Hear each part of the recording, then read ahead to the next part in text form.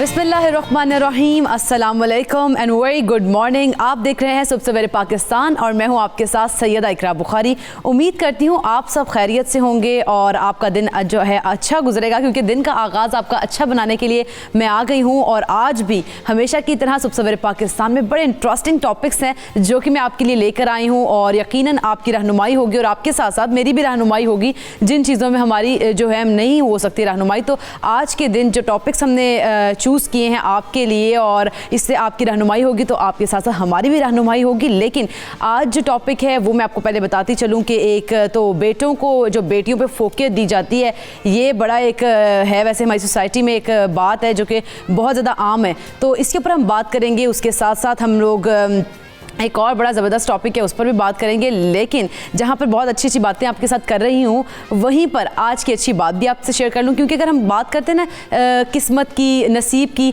तो बहुत से लोग हमारी सोसाइटी में ऐसे भी हैं जो कि हर बात, हर कामयाबी या नाकामी का जो ज़िम्मा है ना, वो बेचारे नसीब पे डाल देते हैं कि भाई नसीब में लिखा था तो ऐसा हो गया। खुदारा नसीब के ऊपर मत डालें, क्योंकि जो नसीब है वो कोई ऊपर से खुद लिखे हुए नहीं ऐसे आते बिल्कुल भी। जिस तरह से हम लोग कहते हैं कि भाई ये तो नसीब में लिखा था, पैसे गुम हो गए, नसीब में लिखा था, लेकिन एहतियात भी बरतनी चाहिए, क्योंकि नसीब में हर चीज़ नहीं लिखी होती। इंसान समझता है कि भाई हर चीज़, हर फैसला नसीब में, लेकिन कोई नसीब इस तरह से घोल कर नहीं आ जाता कि भाई नसीब में जो लिखा है वही होना है। ऐसा कुछ भी नहीं है, कहीं पर भी नहीं ऐसा लिखा। लेकिन आपको कोशिश करनी है, क्योंकि घर बैठे आपको मनोसलवा वाला तो है नहीं दौर के मनोसलवा घर में आएगा। आपको कोशिश करनी पड़ती है हर चीज़ के लिए। खाना आपने खाना है, आपको पकाना तो पड़ेगा ना, कि खाना खुद ब खुद आ जाएगा आपके आगे, ऐसा बिल्कुल नहीं होता। तो नसीब पे हर बात मत डालिए। हर चीज़ के लिए, कामयाबी के लिए, और कोई भी अपनी कामयाबी हासिल करने कोई मिशन है उसमें आपने आगे बढ़ना है, तो मुसलसल आहिस्ता आहिस्ता आप कोशिश करते रहेंगे तो आपको कामयाबी मिलेगी। और नसीब पे प्लीज़ कुछ भी मत डालिएगा। तो आज की अच्छी बात यही है, और आप ये लर्न कर लें आज के दिन कि आपने कुछ भी चीज़ जो है, कोई भी गलती हो जाए, कोई नाकामी हो जाए, कोई कामयाबी मिल जाए, नसीब पे नहीं बल्कि अपने आप के ऊपर भरोसा करें और कोशिश करते रहें। हर मैदान में कोशिश करेंगे और आगे बढ़ेंगे तो अल्लाह ताला कामयाबी ज़रूर देते हैं। और वैसे कहा जाता है कि जो नसीब है ना वो दुआओं से बदल भी जाते हैं, तो फिर इस तरह भी दुआएं भी करें और कोशिशें भी साथ साथ करें, तो यकीनन अल्लाह ताला आपको कामयाबियाँ देगा और आप जो है बहुत ज़्यादा आगे तक जाएंगे, फलेंगे फूलेंगे। तो ये तो जब अच्छी अच्छी बातें कर रही हूँ, तो अगर हम बात करें मौसम की, कि अच्छा मौसम जब होता है तो मूड भी अच्छे हो जाते हैं, तो इसी तरह जब हम अच्छी अच्छी बातें कर रहे हैं, अच्छे अच्छे मौसम की बात कर रहे हैं, तो लाहौर के मौसम का देख लेते हैं कि भाई महकमा मौसमियात का क्या कहना है लाहौर के मौसम के हवाले से। कि महकमा मौसमियात ने कहा है कि कम से कम दर्जा 8 और ज़्यादा से ज़्यादा 23 डिग्री सेंटीग्रेड रहने का इम्कान है।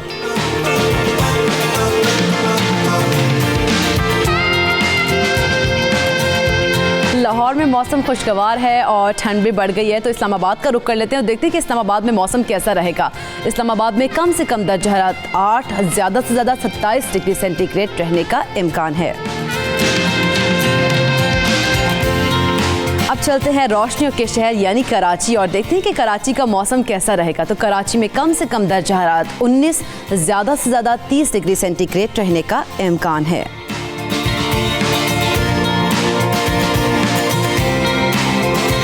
चलते हैं पेशावर यानी कि फूलों के शहर और देखते हैं कि फूलों के शहर में मौसम कैसा रहेगा। तो महकमा मौसमियात के मुताबिक पेशावर में कम से कम दर्जा हरारत 7, ज़्यादा से ज़्यादा 22 डिग्री सेंटीग्रेड रहने का इम्कान है।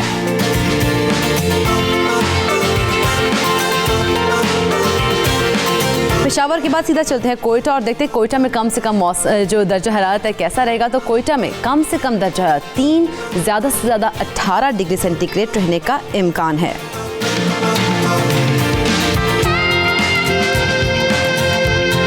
मौसम सर्द हो गया और यकीनन कोयटा में शहरी जो हैं इसको खूब इंजॉय कर रहे होंगे गर्म कपड़ों और गर्म खाबों के साथ। तो आज़ाद कश्मीर चलते हैं और देखते हैं कि वहाँ का मौसम कैसा रहेगा। तो कम से कम दर्जा हरारत 2, ज़्यादा से ज़्यादा 17 डिग्री सेंटीग्रेड रहने का इम्कान है।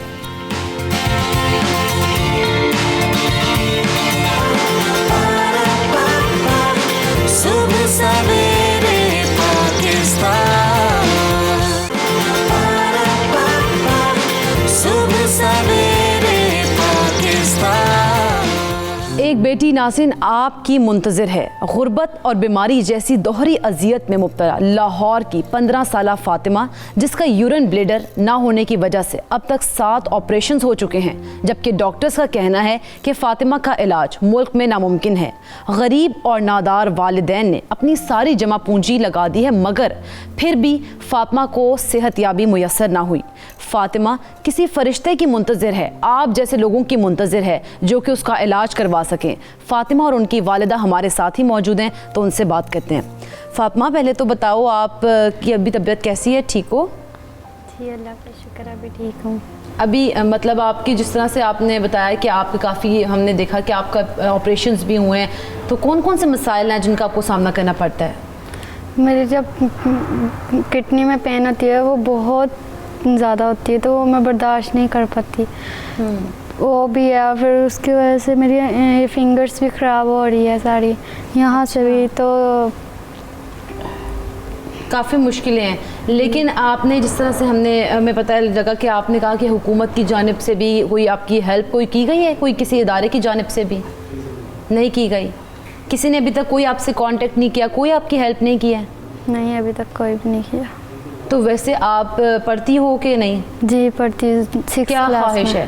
میرا یہی خواہش ہے کہ میں ڈاکٹر بنوں، بڑی پڑھ لکھ کر، اور میں یہی چاہتی ہوں کہ اچھے سے اچھی میں ڈاکٹر بنوں، ہر کسی کا علاج کروں. لیکن آپ کے اور بھی بہن بھائی ہیں؟ جی ایک بہن ہے. ایک بہن ہے، ٹھیک. ویسے جس طرح سے آپ فاطمہ نے بتایا کہ اس کی تو خواہش ہے، اس کا بڑا گول ہے کہ وہ ڈاکٹر بنے، لیکن آپ لوگوں کو کن کن مشکلات کا سامنا کرنا پڑتا ہے فاطمہ کے علاج کے حوالے سے؟ فاطمہ کو میں بدائشی علاج کروا رہی ہوں. تقریباً جو بھی ڈاکٹر ہاسپٹل جہاں جہاں کہتے ہیں میں وہاں چلی جاتی ہوں. یہاں تک کہ اب فاطمہ چلنا بند ہو گئی تھی، گردے بہت زیادہ خراب ہو رہے ہیں اس کے، بہت زیادہ، تو اس کی وجہ سے چلنا بند ہو گئی تھی. آپریشن تو ہو گئے تھے 7 اس کے، لیکن اب چلنا بند ہو گئی تھی. میں اس کو لے کے ہر ہاسپٹل میں گئی، ہاتھ جوڑے آپ کی مہربانی میری بیٹی کو داخل کر لیں. نہیں داخل کیا. پھر میں فاطمہ میموریل وہاں گئی، انہوں نے اس بچی کو داخل کیا. داخل کر کے انہوں نے اس کی ٹریٹمنٹ کی اور ماشاءاللہ یہ چلنے پھرنے پھر لگ گئی. تو اب یہ حال ہے کہ سارا دن پیمپر لگا کے رکھتی ہے، تنگ آ گئی پیمپر لگا کے. مما میں تھک گئی، مما آپ کتنا اچھا، جب پیمپر نہیں پہنتے تو کتنا اچھا بندہ چلتا پھرتا ہے. میں بھی چاہتی ہوں ایسے چلوں پھروں، میں بھی ٹھیک ہو جاؤں، میں بھی اپنی چھوٹی بہن کی طرح چلوں پھروں، پڑھوں لکھوں. لیکن جو اس طرح سے فاطمہ کا جو مسئلہ ہے، یہ آپ کو بچپن سے پتہ لگ گیا تھا کہ جب یہ چھوٹی سی تب سے پتہ لگ گیا؟ مجھے 3 سال بعد پتہ چلا. 3 سال کی عمر کے بعد پتہ لگا؟ مجھے نہیں پتا تھا. میری چھوٹی بیٹی ہوئی ہے نا، تو میں نے اس کو دیکھا تھا، میں نے کہا یہ 2-3 گھنٹے بعد کرتی ہے، اس کا لیک ہوتا ہے، سارا دن لیک ہوتا رہتا ہے. پھر میں ہاسپٹل لے کے گئی سروس میں، انہوں نے اس کا ٹیسٹ وغیرہ کیے. پھر ایم آر نہیں کی تھی، مجھے ایم آر کا بھی نہیں پتا تھا. انہوں نے جب کیا، انہوں نے کہا جی اس کا لیزر کا آپریشن ہوگا، لیزر کا کر دیا. پھر اپنا چھٹی دے دی کہ نہیں بچی نہیں ٹھیک ہوگی، اسی طرح رہے گی. پھر اس طرح کر کے پھر لیزر کا کر دیا. پھر انہوں نے ابھی تک کون کون سے ہاسپٹلز ہیں جہاں پہ آپ ان کو لے کے گئی ہیں؟ اور اس کا تقریباً میں نے لاہور کے جتنے ہاسپٹل ہیں، پرائیویٹ سرکاری، سب 6 سروس میں، بلکہ انہوں نے آپریشن کی ہے. بڑا آپریشن بھی کیا، کلوز بھی کی ہے. اور Karachi U T S hospital, وہاں پہ آپریشن کے بعد کیا کہتے ہیں کہ ٹھیک ہی نہیں ہوگا؟ نہیں. کیا اس کا بلیڈر ہے ہی نہیں ہے؟ نہیں، بلیڈر ہے بھی یا سگڑ گیا ہوا ہے، یہ مطلب کیا اس کا اب یہی بتاتے ہیں کہ اب ہے بھی تو علاج آپ نہیں کروا سکتے، وہ بہت مہنگا ہے، باہر کے ملک میں ہے، باہر کے ملک میں ہے تو آپ نہیں کروا سکتے، وہ بہت بہت مہنگا علاج ہے. کیونکہ اس کا پلاسٹک کا بلیڈر بنے گا، پھر اس کی جو کڈنی بھی خراب ہو رہی ہیں وہ بھی بچ جائیں گی، اور ویسے بھی ماشاءاللہ صحیح ہو جائے گی، پیمپروں سے بھی جان چھوٹ جائے گی اس کی. تو ڈاکٹرز کہتے ہیں کہ یہاں پہ ٹریٹمنٹ نہیں ہے اس کا؟ نہیں ہے، اور جو کوئی دیکھ لیتا ہے پھر داخل کراتے ہیں ہسپتالوں میں، ٹریٹمنٹ ہوتی رہتی ہے، انجیکشن ڈرپ میں اور ٹیسٹ وغیرہ کر کے پھر بعد میں چھٹی دے دیتے ہیں. اب تک کتنا خرچہ ہو گیا ہوگا آپ کا فاطمہ کے اوپر؟ میری تو شادی کے بعد 2-3 سال کے بعد ہی شروع ہو گیا تھا، 14-15 سال ہو گئے ہیں اس کو علاج کرواتے ہوئے. کرائے پہ کبھی سال رہتی ہوں، معلوم کر کہتے ہیں بڑی لاری گھر چھوڑ دو، آپ گھر خالی کرنا پڑ جاتا مجھے. اب بھی یہی حال ہے، سال ہوا ہے ادھر لیا ہوا گھر، وہ بھی کہہ رہے ہیں اب خالی کر دو گھر، آپ کی مہربانی ہے، کرایہ نہیں دیا جاتا. آپ کے جو ہسبینڈ ہیں وہ کیا کرتے ہیں؟ یہ سلائی کا کام کرتے ہیں. تو ان اتنا تو خرچہ آپ کو ان کا نہیں پورا ہو سکتا؟ پورا نہیں ہو سکتا، چھوٹی بیٹی کو پڑھا رہی ہیں؟ ہاں جی، اس کو بھی پڑھا رہی ہوں، لیکن اب باقی داخل کروایا تھا اس کو بھی پڑھا، اس کی بھی ابھی شروع کروائی تھی تھوڑا، مطلب کہ جب بڑی ہوگی پھر کروایا اس کو داخل. میں نے پیسے ہی نہیں تھے میرے پاس، میں کیسے داخل کرواتی اس کو. ٹھیک ہے, وہ گھر کے خرچے تو الگ, لیکن فاطمہ کے اوپر خرچہ کتنا ہوتا ہے؟ تقریباً اس کا ہو جاتا ہے پیمپر جو ہے روز کے 25-20 پیمپر اس کو لگاتار 20-25 پیمپرز روز کے لگاتار اس کو لگا کے رکھنے. گھنٹے بعد پہلے موشن نہیں لیک ہوتے تھے, جب سے یہ کلوسمی کی ہے تب سے موشن بھی لیک ہونے لگ گئے ہیں اس کے. اتنا موشن لیک ہوتا ہے, پیشاب بھی بار بار لاسٹ آپریشن کون سا ہاسپٹل میں ہوا؟ لاسٹ اس کا ہوا تھا اس کا 6-7 میں. اچھا, تو اس کے بعد سے اس کو اور مسئلہ ہو گیا. اور ہاں دن بدن مطلب کہ حالت بگڑتی گئی ہے. یہ جو آپ کے سامنے بیٹھی ہے یہ اللہ کی مہربانی ہے, لیکن اندر سے ختم ہوئی ہے بالکل. بالکل, لیکن جو آپ جس طرح سے آپ کو کافی لوگ دیکھ بھی رہے ہیں, حکومت سے اس وقت آپ نے, جیسے ہم لوگوں کو لگا تھا کہ ہم لوگوں کو پتہ آیا تھا کہ بیت المال سے آپ سے کسی نے رابطہ کیا ہے, حکومت کی جانب سے کسی نے رابطہ کیا آپ کی مدد کرنے کے لیے؟ کوئی بھی نہیں, ابھی تک کسی نے کوئی رابطہ نہیں کیا, کسی نے کوئی مدد نہیں کی؟ نہیں, کسی نے نہیں کی. جب آپ کا پروگرام چلا نا اس کے بعد کسی نے بھی نہیں. تو گزارا کیسے کر رہی ہیں؟ میں نے بہت زیادہ, یہ جہاں پہ کام کرتے ہیں وہاں سے بھی قرضہ اٹھایا ہوا تھا, وہاں پہ بھی تھوڑا تھوڑا کر کے لیتے ہیں. اس کا پیمپر آپ نے کہا کہ اس کو 20-25 پیمپر ایک دن میں لگتے ہیں, کہاں سے آتے ہیں وہ؟ کبھی کسی سے مانگ کے, کبھی کسی سے ادھار لے کے, پھر اس کو دے کے, پھر اس طرح میں کرتی رہتی ہوں. اور خود بھی کوئی کام کرتی ہیں؟ نہیں, میں خود گھر کا ہی کام اتنا مشکل ہو جاتا ہے, سنبھالتی ہوں. اور دوسرا کیا کہتے ہیں, جب سے میرا پتے کا آپریشن ہوا نا تب سے نا پیٹ میں درد رہتی 24 گھنٹے. فاطمہ, میں آپ کی فنگرز دیکھنا چاہتی ہوں. آپ نے کہا کہ آپ کی فنگرز کا بھی مسئلہ ہے. یہ اب ہونا بھی شروع ہو گیا نا, یہ دیکھ. تو یہ فنگرز جو ہیں آپ کی اس کے بعد سے اب سے خراب ہوئی ہیں پہلے سے؟ نہیں, ابھی ہوئی ہیں. یہ نا اسکن, ساری اسکن خراب ہو رہی ہے. ادھر یہ دیکھیں ذرا. تو یہ ڈاکٹر کو آپ نے چیک کرایا کہ یہ کیوں ہو رہا ہے؟ وہ کہتے ہیں کچھ بھی نہیں, آپ وہ ٹیوب لگا لو. میں ٹیوب لگاتی ہوں, اسی تو نہیں رہتی ہے, پھر بھی یہ سارا جسم اس کا نہیں اسی طرح ہی ہو رہا ہے. اب جسم بھی خراب ہونے لگ گیا ہے, نیلز تو خراب ہو رہے ہیں لیکن اس کی اسکن بھی خراب ہونے لگ گئی. ہاں جی. جو لوگ آپ کو دیکھ رہے ہیں, آپ ان کو کیا میسج دینا چاہیں گے, ان سے کیا پیغام ہے آپ کی طرف سے؟ میرا یہی پیغام ہے, میری بیٹی کا علاج کروایا نا, بس جہاں بھی ہو سکتا ہے اس کی جان بچ جائے گی. وہ کہتی ہے مما میں پیمپر لگا کے تھک گئی ہوں, مما میں بھی چلنا چاہتی نہیں تو اللہ بھی مجھے بہت دے دے, اس سے اچھا تھا میں پڑھنا چاہتی ہوں اپنی بہن کی طرح. آپ جو لوگ آپ کو دیکھ رہے ہیں, آپ ان کو کیا کہنا چاہتی ہو؟ یہی کہ میرا علاج کرایا جائے جہاں پر بھی ہے. تو آپ بتاؤ, ان کو آپ پڑھنا چاہتی ہو, آپ کی کوئی ہیلپ کریں؟ جی میری ہیلپ, ہم بھی آپ کی ہیلپ کریں گے. جی آپ نے پریشانی ہونا بالکل بھی, اور آپ کو اللہ تعالیٰ بہت زیادہ تو لمبی عمر دیں گے, اور آپ نے تو بڑا زیادہ آگے پاکستان کا نام روشن کرنا ہے. ٹھیک ہے نا, پریشانی ہونا آپ نے, ٹھیک ہو گیا. چلیں جی. ویسے لیکن میں یہ سوچ رہی ہوں کہ جیسے آپ نے کہا کہ آپ اتنی مشکل میں ہیں اور لوگ جو ہے کوئی آپ سے کوئی بھی ہیلپ نہیں کرتا, کوئی نیبرز میں کوئی ایسے لوگ ہوں جو کہ آپ کے پاس آئے ہوں, کبھی کسی نے نہیں کہا آپ کے رشتہ دار کوئی؟ رشتہ دار تو بالکل نہیں, بالکل بھی نہیں, بالکل نہیں رشتہ دار. بس یہ ہوتا ہے کہ کوئی مل جائے, اس کو کہہ ایک دفعہ دے دیا, 2 دفعہ دے دیا, اس کے بعد کہتے ہیں بس ختم, ایک دفعہ دے دیا. لیکن یہ ہے کہ وہ کہتے ہیں ادھار اٹھا لیتی ہوں, پھر ادھار جو میاں لے کے آتے ہیں اسی سے چکر چلا لیتے ہیں. اب ان کا بھی ایکسیڈنٹ ہوا, اس کو لے کے جا رہی تھی ہاسپٹل, ٹرک والے نے ٹرک مارتے, 1 سال ہو گیا. پہلے پلستر ہوتا رہا ان کا, تو اب آ کے کہہ دیا ڈپریشن ہوگا ان کا بھی. ان کی ٹانگ کا بھی آپریشن ہونا,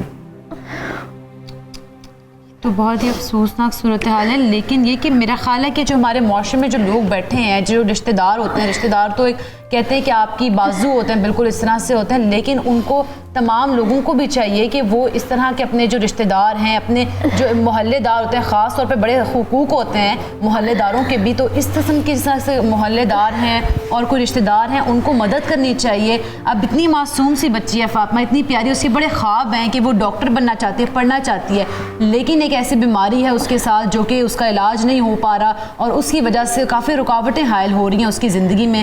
تو آپ سب سے اپیل ہم بھی کرتے ہیں, ہم بھی مدد کریں گے, آپ لوگ بھی مدد کریں فاطمہ کی, اور جتنا ہو سکے, جتنا بھی ہو سکے فاطمہ اور اس کے پیرنٹس کی مدد کریں, کیونکہ فاطمہ پاکستانی ہماری بیٹی اتنی پیاری ماشاءاللہ معصوم سی بچی ہے. تو آپ نے اس کو جو ہے نا, اس کے خواب کو ہم نے پورا کرنا ہے, کیونکہ ہم سارے جو ہیں اگر ہم اس کے خواب پورے کریں گے اور یہ بڑی ڈاکٹر بنے گی, کل کے دن اس قسم کے بچوں کا یہ بھی علاج کرے گی. فاطمہ آپ کی فرینڈس بھی ہیں؟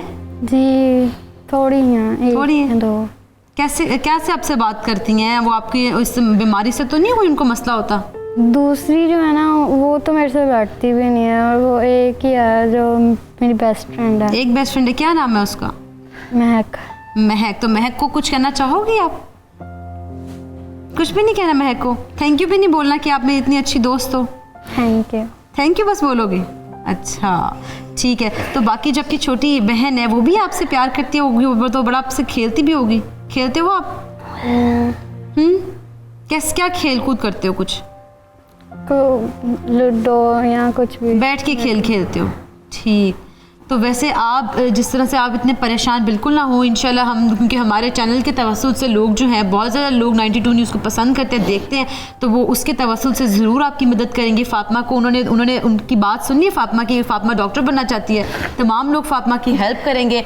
और फ़ातिमा का नंबर भी स्क्रीन पर चल रहा है और अकाउंट नंबर भी चल रहा है। तमाम लोग जो देख रहे हैं फ़ातिमा को, फ़ातिमा के लिए, उसके ख्वाब पूरे करने के लिए आप ज़रूर उस जो है उसकी मदद करें, उनसे कांटेक्ट करें, जितना भी हो सकता है, चाहे थोड़ा हो, थोड़े से शुरू करें, इंशाल्लाह ज़रूर वो इसकी ज़रूर मदद करें, क्योंकि थोड़ा थोड़ा भी जो है वो फ़ातिमा के लिए बहुत ज़्यादा होगा। और हम फ़ातिमा के ऊपर पूरे शो में अपने आज पैकेज चलाते रहेंगे, ख़ास तौर पर जो नंबर है, अकाउंट नंबर है, वो साथ साथ चलते रहेंगे। आपसे जितना भी हो सके आप ज़रूर उसके ऊपर जो है कॉन्टेक्ट करके उनकी मदद करें। हम यहाँ पे लेते हैं एक छोटा सा ब्रेक, और ब्रेक में हमारे साथ फ़ातिमा मौजूद रहेगी। पूरा शो आज फ़ातिमा के साथ होगा। सुबह सवेरे पाकिस्तान, सुबह सवेरे पाकिस्तान। बेटी जिसे अल्लाह की तरफ से रहमत बनाकर भेजा जाता है, हमारा मुआशरा उसे ज़हमत क्यों समझ लेता है? आखिर क्यों हम दोबारा पत्थर के ज़माने की तरफ लौट रहे हैं? लोग बेटों को बेटियों पर फौकियत क्यों देते हैं, और वालिदैन पहली औलाद बेटा ही क्यों चाहते हैं? ये काफ़ी ज़्यादा सवालात हैं जिनके जो है ना मेरे माइंड में भी हैं और आप सबके माइंड में भी होंगे। इन्हीं के जवाबात हम लेंगे और इस पर तफसीलन गुफ्तगू करेंगे। अपने गेस्ट से आपका इंट्रोडक्शन करवाती चलूँ तो कराची से हमें ज्वाइन किया है डॉक्टर ज़ुबैर ने, सीनियर एंकर पर्सन है। बहुत शुक्रिया डॉक्टर ज़ुबैर आपके वक्त का,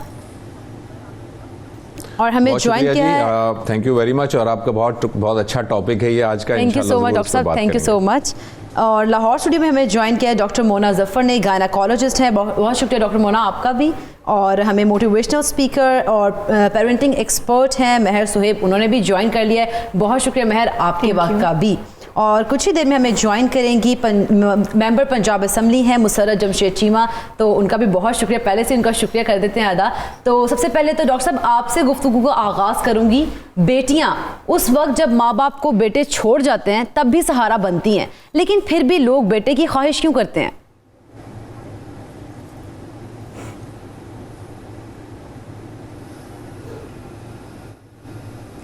जी डॉक्टर ज़ुबैर आपको आवाज़ आ रही है? जी मुझे आवाज़ आपकी पहुंच गई, बिल्कुल ठीक है। आपने मुझसे सवाल किया कि लोग क्यों ये सोचते हैं और बेटों की ख्वाहिश क्यों करते हैं।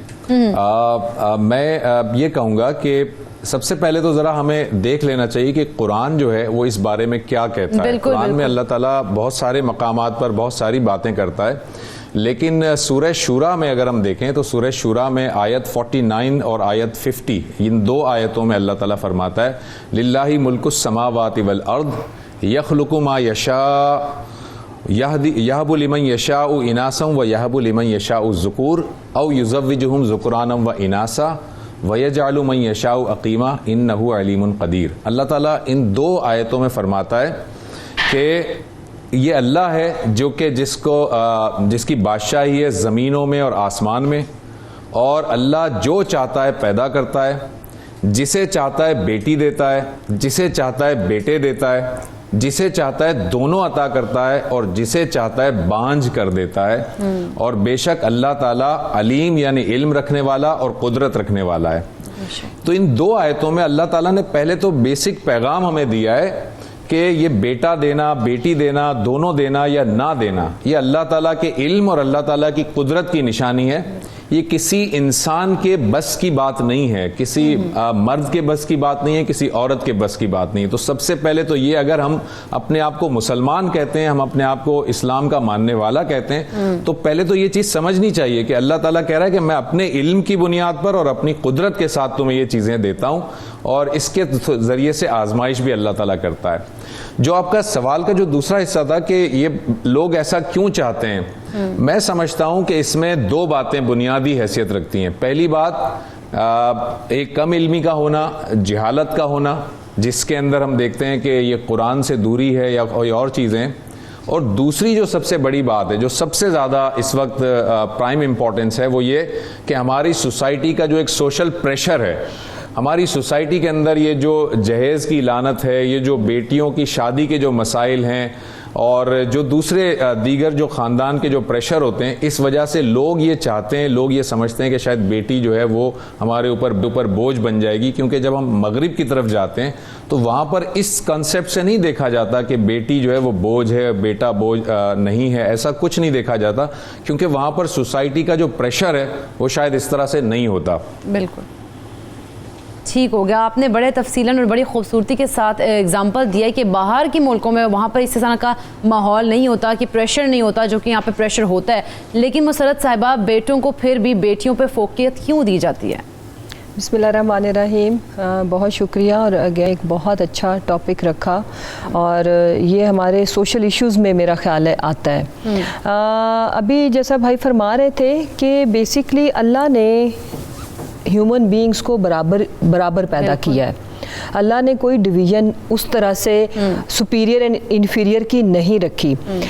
لیکن یہ ہم انسان ہی ہیں جو اپنے لیے مصیبتیں کھڑی کرتے ہیں, جو اپنی زندگی کو خود مشکل بناتے ہیں. مثلاً اگر ہم ویسٹ کی بات کریں تو آج وہاں پہ یہ ایشو اتنا بڑا نہیں رہا. وجہ ایکویلٹی, وہاں پہ میل اور فیمیل میں اپرچونٹیز میں, سوسائٹی میں, ایکسیپٹنس میں کوئی ڈفرینس نہیں ہے.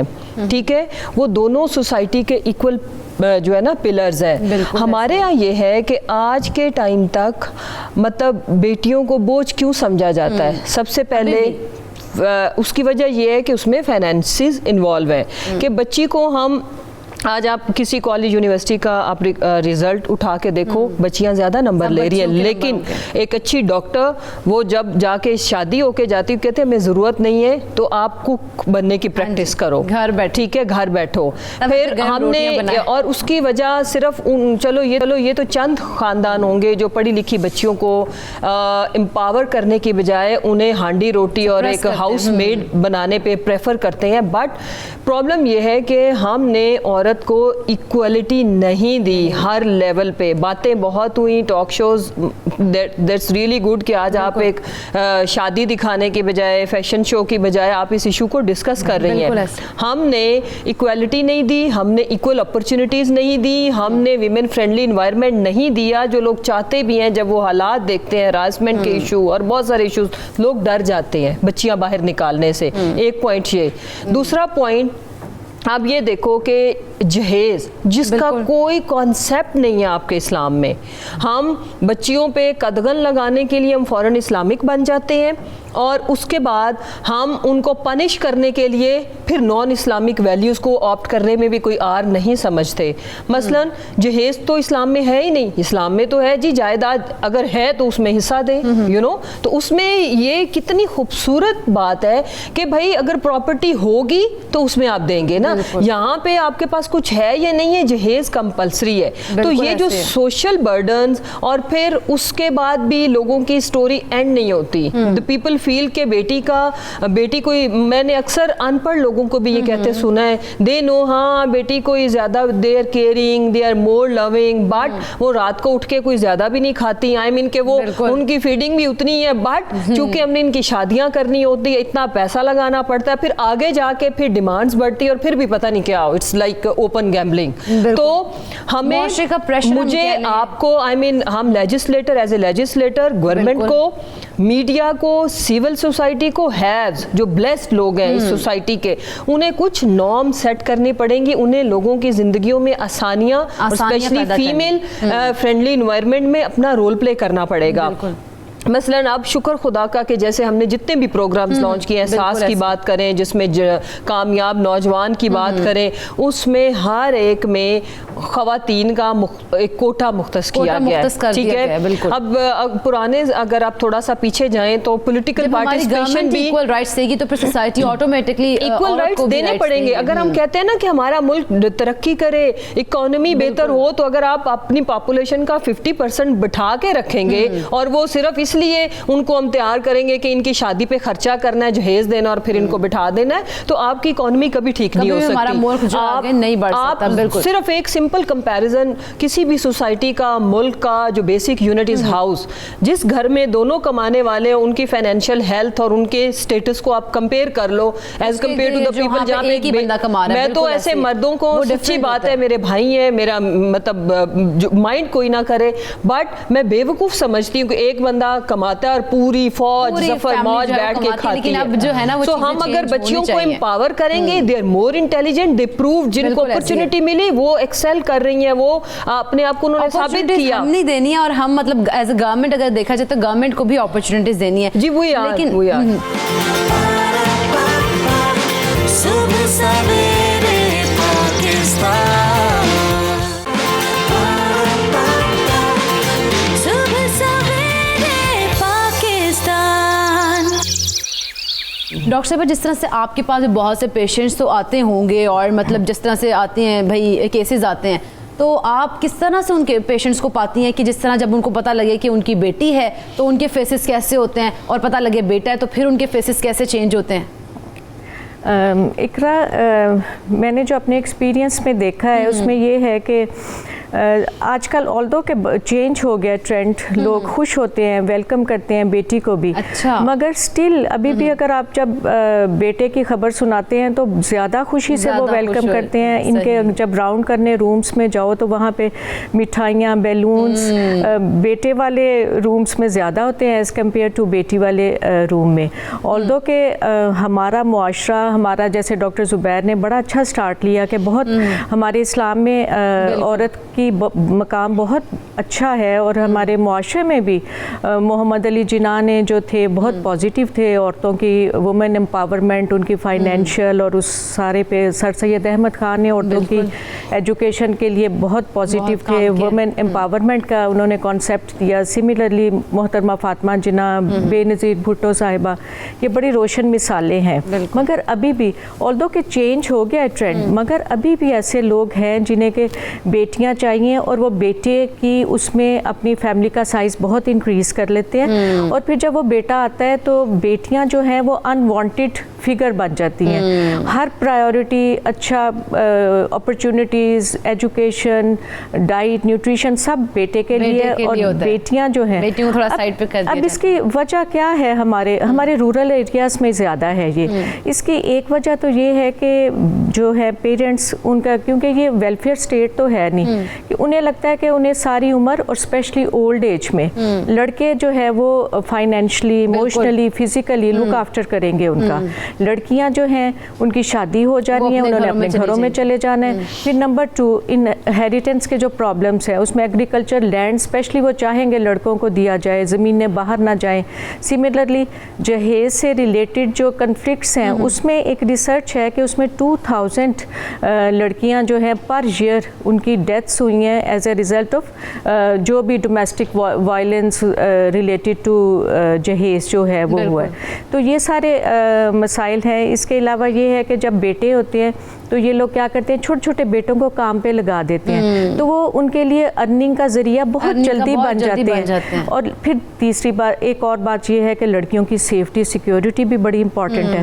تو یہ سارے فیکٹرز ہیں جو کہ وہ ہے. پھر لڑکیوں کو غیرت کے نام پہ بڑا سپریس کیا جاتا ہے. پھر سلیکٹیو سیکس ایبارشنز جو ہے وہ الٹرا ساؤنڈ پہ پتہ کر لیا جاتا ہے کہ کون سی ہے, فیمیل ہے تو ان کی جو ہے انفینٹیسائڈ. یہ کبھی نہیں ہوا کہ میل کا پتہ چلے تو اس کی ہو, یہ فیمیل پہ آتا ہے, فیمیل پہ. اچھا, تو اس قسم کے ابھی بھی کیسز کتنی تعداد میں ہوتے ہوں گے؟ آلدو کہ کم ہیں مگر ابھی بھی ہوتے ہیں. اور جیسے کہ ایک میرے ایکسپیرینس میں ہے کہ ایک کارڈیک پیشنٹ تھی اور اس کا کوئی 3rd سیزیرین تھا, پھر بھی وہ ولنگ نہیں تھے, 3rd بیٹی ہی تھی, پھر بھی ولنگ نہیں تھے کہ وہ ٹیوبر لائگیشن یا بچے بند کروا لیں. اور اس میں زیادہ ان پہ پریشر ہوتا ہے ان کی فیملیز کا, ان کے جو ہے مدر ان لا, ان کی اپنی مدرس بھی بڑا ان پہ یہ کرتی ہیں. ان کا خیال ہوتا ہے کہ اگر ہمیں اولاد ہو جائے گی تو سسرال میں قدم مضبوط ہو جائیں گے, اور اگر اسپیشلی پہلی اولاد بیٹا ہو جائے گی. بھی کرنا تھا کہ ابھی, لیکن ایک کالر ہمارے ساتھ ہیں شہزاد یو کے سے. السلام علیکم. جی السلام علیکم. جی وعلیکم السلام, کیا بات کرنا چاہتے ہیں؟ मैं ये सिर्फ ये मेरा टॉपिक आपके टॉपिक से थोड़ा सा हट के है। मैं यूके से बात कर रहा हूँ, सिर्फ एक क्वेश्चन पूछना है आप सबसे जी जी ऐसे मुस्लिम ब्रदर सिस्टर्स, ठीक है कि नहीं? सिर्फ ये क्वेश्चन ये है कि मेरा मैसेज है कि हमारे प्राइम मिनिस्टर इमरान खान के लिए है, राइट? उन्हें कहिएगा कि अगर आपने कभी कुरान पढ़ा हो ना, अगर कुरान को आपने पढ़ा हो तो गौर से पढ़ के कहिएगा कि अल्लाह के नबी ने जब सूरत पढ़ी थी तो उसको तफसील से पढ़ा था, ठीक है? और दूसरी बात उन्हें ये कहिएगा कि आप दुनिया को तो बेवकूफ़ बना सकते हो लेकिन अल्लाह की ज़ात को बेवकूफ़। ये क्या सवाल है? सवाल के कुरान पढ़िए। चलें जी, ठीक है, बहुत अच्छी बात No one की है can आपने जी। judge कि किसने तफसीर अच्छा। से पढ़ा या नहीं पढ़ा। बिल्कुल हाँ। लेकिन जैसे डॉक्टर साहब मैंने आपसे भी अभी यही कहा था कि जैसे कि कहीं ना कहीं आपने कहा कि औरत को भी होता है कि जी पाँव जम जाएंगे ससुराल में, तो इस किस्म के केसेस क्योंकि आपने देखे होंगे तो इसमें होता है, औरत की साइकी भी होती है यही कि भाई उसने पाँव, अगर बेटा होगा तो पाँव जम जाएंगे। जी, ये साइकी इन बच्चियों की बचपन से बन जाती है। वो अपने घर में मदर्स को देखती हैं, बिल्कुल। वो सप्रेस्ड मदर्स, कहीं ना कहीं उनके माइंड में कहीं होता ना है। कहीं ये होता है कि उन्हें ये ज़रूरी है कि वो, हालांकि होना ये चाहिए एज ए ह्यूमन बीइंग, उनकी अपनी पर्सनैलिटी एम्पावरमेंट हो, मगर उन्हें हेल्प चाहिए होती है औलाद की, और स्पेशली औलाद नरीना की, उन्हें अपनी जगह मजबूत करने के लिए। उनकी माएँ भी इसी उससे गुजरी होती हैं। इसमें उनके बाप का बड़ा रोल है कि वो सपोर्ट करें अपनी मदर्स को, क्योंकि घर में फिर माहौल वो देखेंगे कि औरत की इज़्ज़त है, बेटियों की इज़्ज़त है, इसी तरह ही फिर आगे जाके फिर इसमें एक और बात है कि हमारी मदर्स की बहुत ज़रूरी है कि एजुकेशन और उनकी ग्रूमिंग, कि वो अपने बेटों को, बच्चियों को भी बेटों को भी शादी से पहले ग्रूम करें कि उन्होंने किस तरह रिस्पॉन्सिबिलिटीज़ उठानी है शादी के बाद। बिल्कुल। उसमें ये नहीं है कि जैसे ही लड़की एक महीने, ग्रूमिंग ज़रूरी है घर से, और पेरेंट्स के ऊपर ये कि वो ग्रूमिंग करें। लेकिन महर, जिस तरह से देखा जाता है कि बेटी पैदा हो जाए तो कहते हैं कि जी अब तो सर झुक जाएगा और सर झुका के चलना पड़ेगा, ये किस किस्म की मिथ है? वैसे ऐसा वैसे होता तो नहीं है। देखिए अब आजकल के ज़माने में आप देखें जितनी भी फेमस पर्सनालिटीज़ हैं, जैसे आपको मैं अरफा करीम की एग्जांपल देती हूँ, आपको मैं बेनज़ीर भुट्टो शहीद की एग्जांपल देती हूँ, आपको मैं और बहुत सी एग्जांपल्स हैं। पाकिस्तान की फर्स्ट माउंटेनियर हैं, उन्होंने, ये फीमेल्स ही हैं जिन्होंने आगे अपने कदम जमाए और आगे दुनिया में कामयाब हुई हैं और दुनिया में, पूरी दुनिया में अपना नाम रोशन किया। मेरा ये ख्याल है कि ये तो फैमिलीज़ की अपब्रिंगिंग के ऊपर डिपेंड करता है कि हमने अपनी बेटियों की कैसे तरबियत करनी है। आप ये देखें कि ज़िंदगी में पूरी दुनिया में कोई ऐसा डिपार्टमेंट नहीं है जहाँ पे फीमेल्स पीछे रह गई हैं। वो आर्किटेक्ट भी हैं, वो एस्ट्रोनॉट्स भी हैं, वो साइंटिस्ट भी हैं। तो हमने अपने बच्चों की तरबियत कैसे करनी है, उनकी अपब्रिंगिंग कैसे करनी है, उनकी एजुकेशनल पॉइंट ऑफ व्यू से प्रायोरिटी पे उनको कैसे रखना है, तो ये हम पेरेंट्स के ऊपर डिपेंड करते हैं। बिल्कुल, पेरेंट्स पे डिपेंड करता है। डॉक्टर ज़ुबैर, जिस तरह से महर भी कह रही हैं कि बेटियां जो हैं बड़ी कामयाब मतलब हैं और बेनज़ीर, उन्होंने बड़ी बड़ी एग्जांपल्स दी हैं, लेकिन आज भी बेटी जब पैदा होती है तो जो हमारा मुआशरा है वो एक उसको कहता है कि जी ये तो मतलब एक बोझ है। तो इस किस्म की जो सोच है हमारे मुआशरे में अब भी मौजूद है कहीं ना कहीं, लेकिन इस तरह की सोच को हम ख़त्म कैसे कर सकते हैं? देखिए, सोच को ख़त्म जो है वो जाहिर है कि मुख्तलिफ इसके तरीक़ाकार हैं। ये जो हम इस वक्त शो कर रहे हैं, इस वक्त जो प्रोग्राम कर रहे हैं, इस वक्त जो अवेयरनेस दे रहे हैं लोगों को, ये भी एक तरीक़ाकार है और ये बड़ा वाज़ेह सबूत है। इस वक्त देखें, हम स्टूडियो में जो है ये 5 अफराद जो है वो प्रोग्राम कर रहे हैं और उसमें से 4 ख़वातीन हैं और ये चारों की चारों ख़वातीन बड़ी कामयाब ख़वातीन हैं और उन्होंने अपने अपने शोबे में बड़ा एक नाम कमाया है और जाहिर है कि एक प्रोमिनेंट पोजीशन पर आप लोग मौजूद हैं। ये बड़ा वाज़ेह सबूत है कि ऐसा जो सोच है हमारी, वो सोच असल में गलत है। मैं यहाँ पर 2 बातें अभी भी बहुत समझा जाता है लड़की को। चाहूँगा जी, मैं उसी की तरफ आ रहा हूँ। पहले तो ज़रा इसको समझ लीजिए। पहली बात जो मैंने अपनी इब्तिदाई गुफ्तगू में की थी उसमें मैंने कहा था कि अल्लाह ताला जो है वो कुदरत रखता है और इल्म रखता है और अल्लाह ताला ही ये बेटे या बेटियां इनायत करता है। और लेकिन यह है कि जो अल्लाह ताला यहाँ दुनिया में जो चीज़ देता है उसका ज़रिया, उसका जो सबब है वो हम इंसान ही हैं। तो अगर ज़रिया और सबब देखा जाए तो मेडिकल पॉइंट ऑफ व्यू से हम ये जानते हैं कि बेटे का पैदा होना या बेटी का पैदा होना वो मर्द की वजह से होता है। उसके क्रोमोसोम की कम्बिनेशन ऐसी होती है कि उसमें औरत का तो कसूर ही नहीं होता, यानी बायोलॉजिकली भी देखा जाए तो मर्द की तरफ से होता है। और दूसरी बात ये याद रख लीजिए कि یعنی اگر بیٹیاں خدا نخواستہ اتنی زحمت ہوتی، خدا نخواستہ یہ بوجھ ہوتی، کوئی اور پرابلم ہوتی، تو آپ دیکھیے کہ ہمارے پیغمبر صلی اللہ علیہ وآلہ وسلم جو کہ اللہ تعالیٰ کے سب سے محبوب ترین بندے ہیں، اللہ تعالیٰ انہیں بیٹیاں عطا نہ کرتا اگر ایسا ہوتا تو۔ اللہ تعالیٰ نے انہیں بیٹے عطا کیے، اور بیٹے عطا کرنے کے بعد بچپن میں ہی بیٹے واپس لے لیے، لیکن بیٹیاں انہیں عطا کی اور بیٹیاں ہمیشہ ان کے ساتھ رہیں۔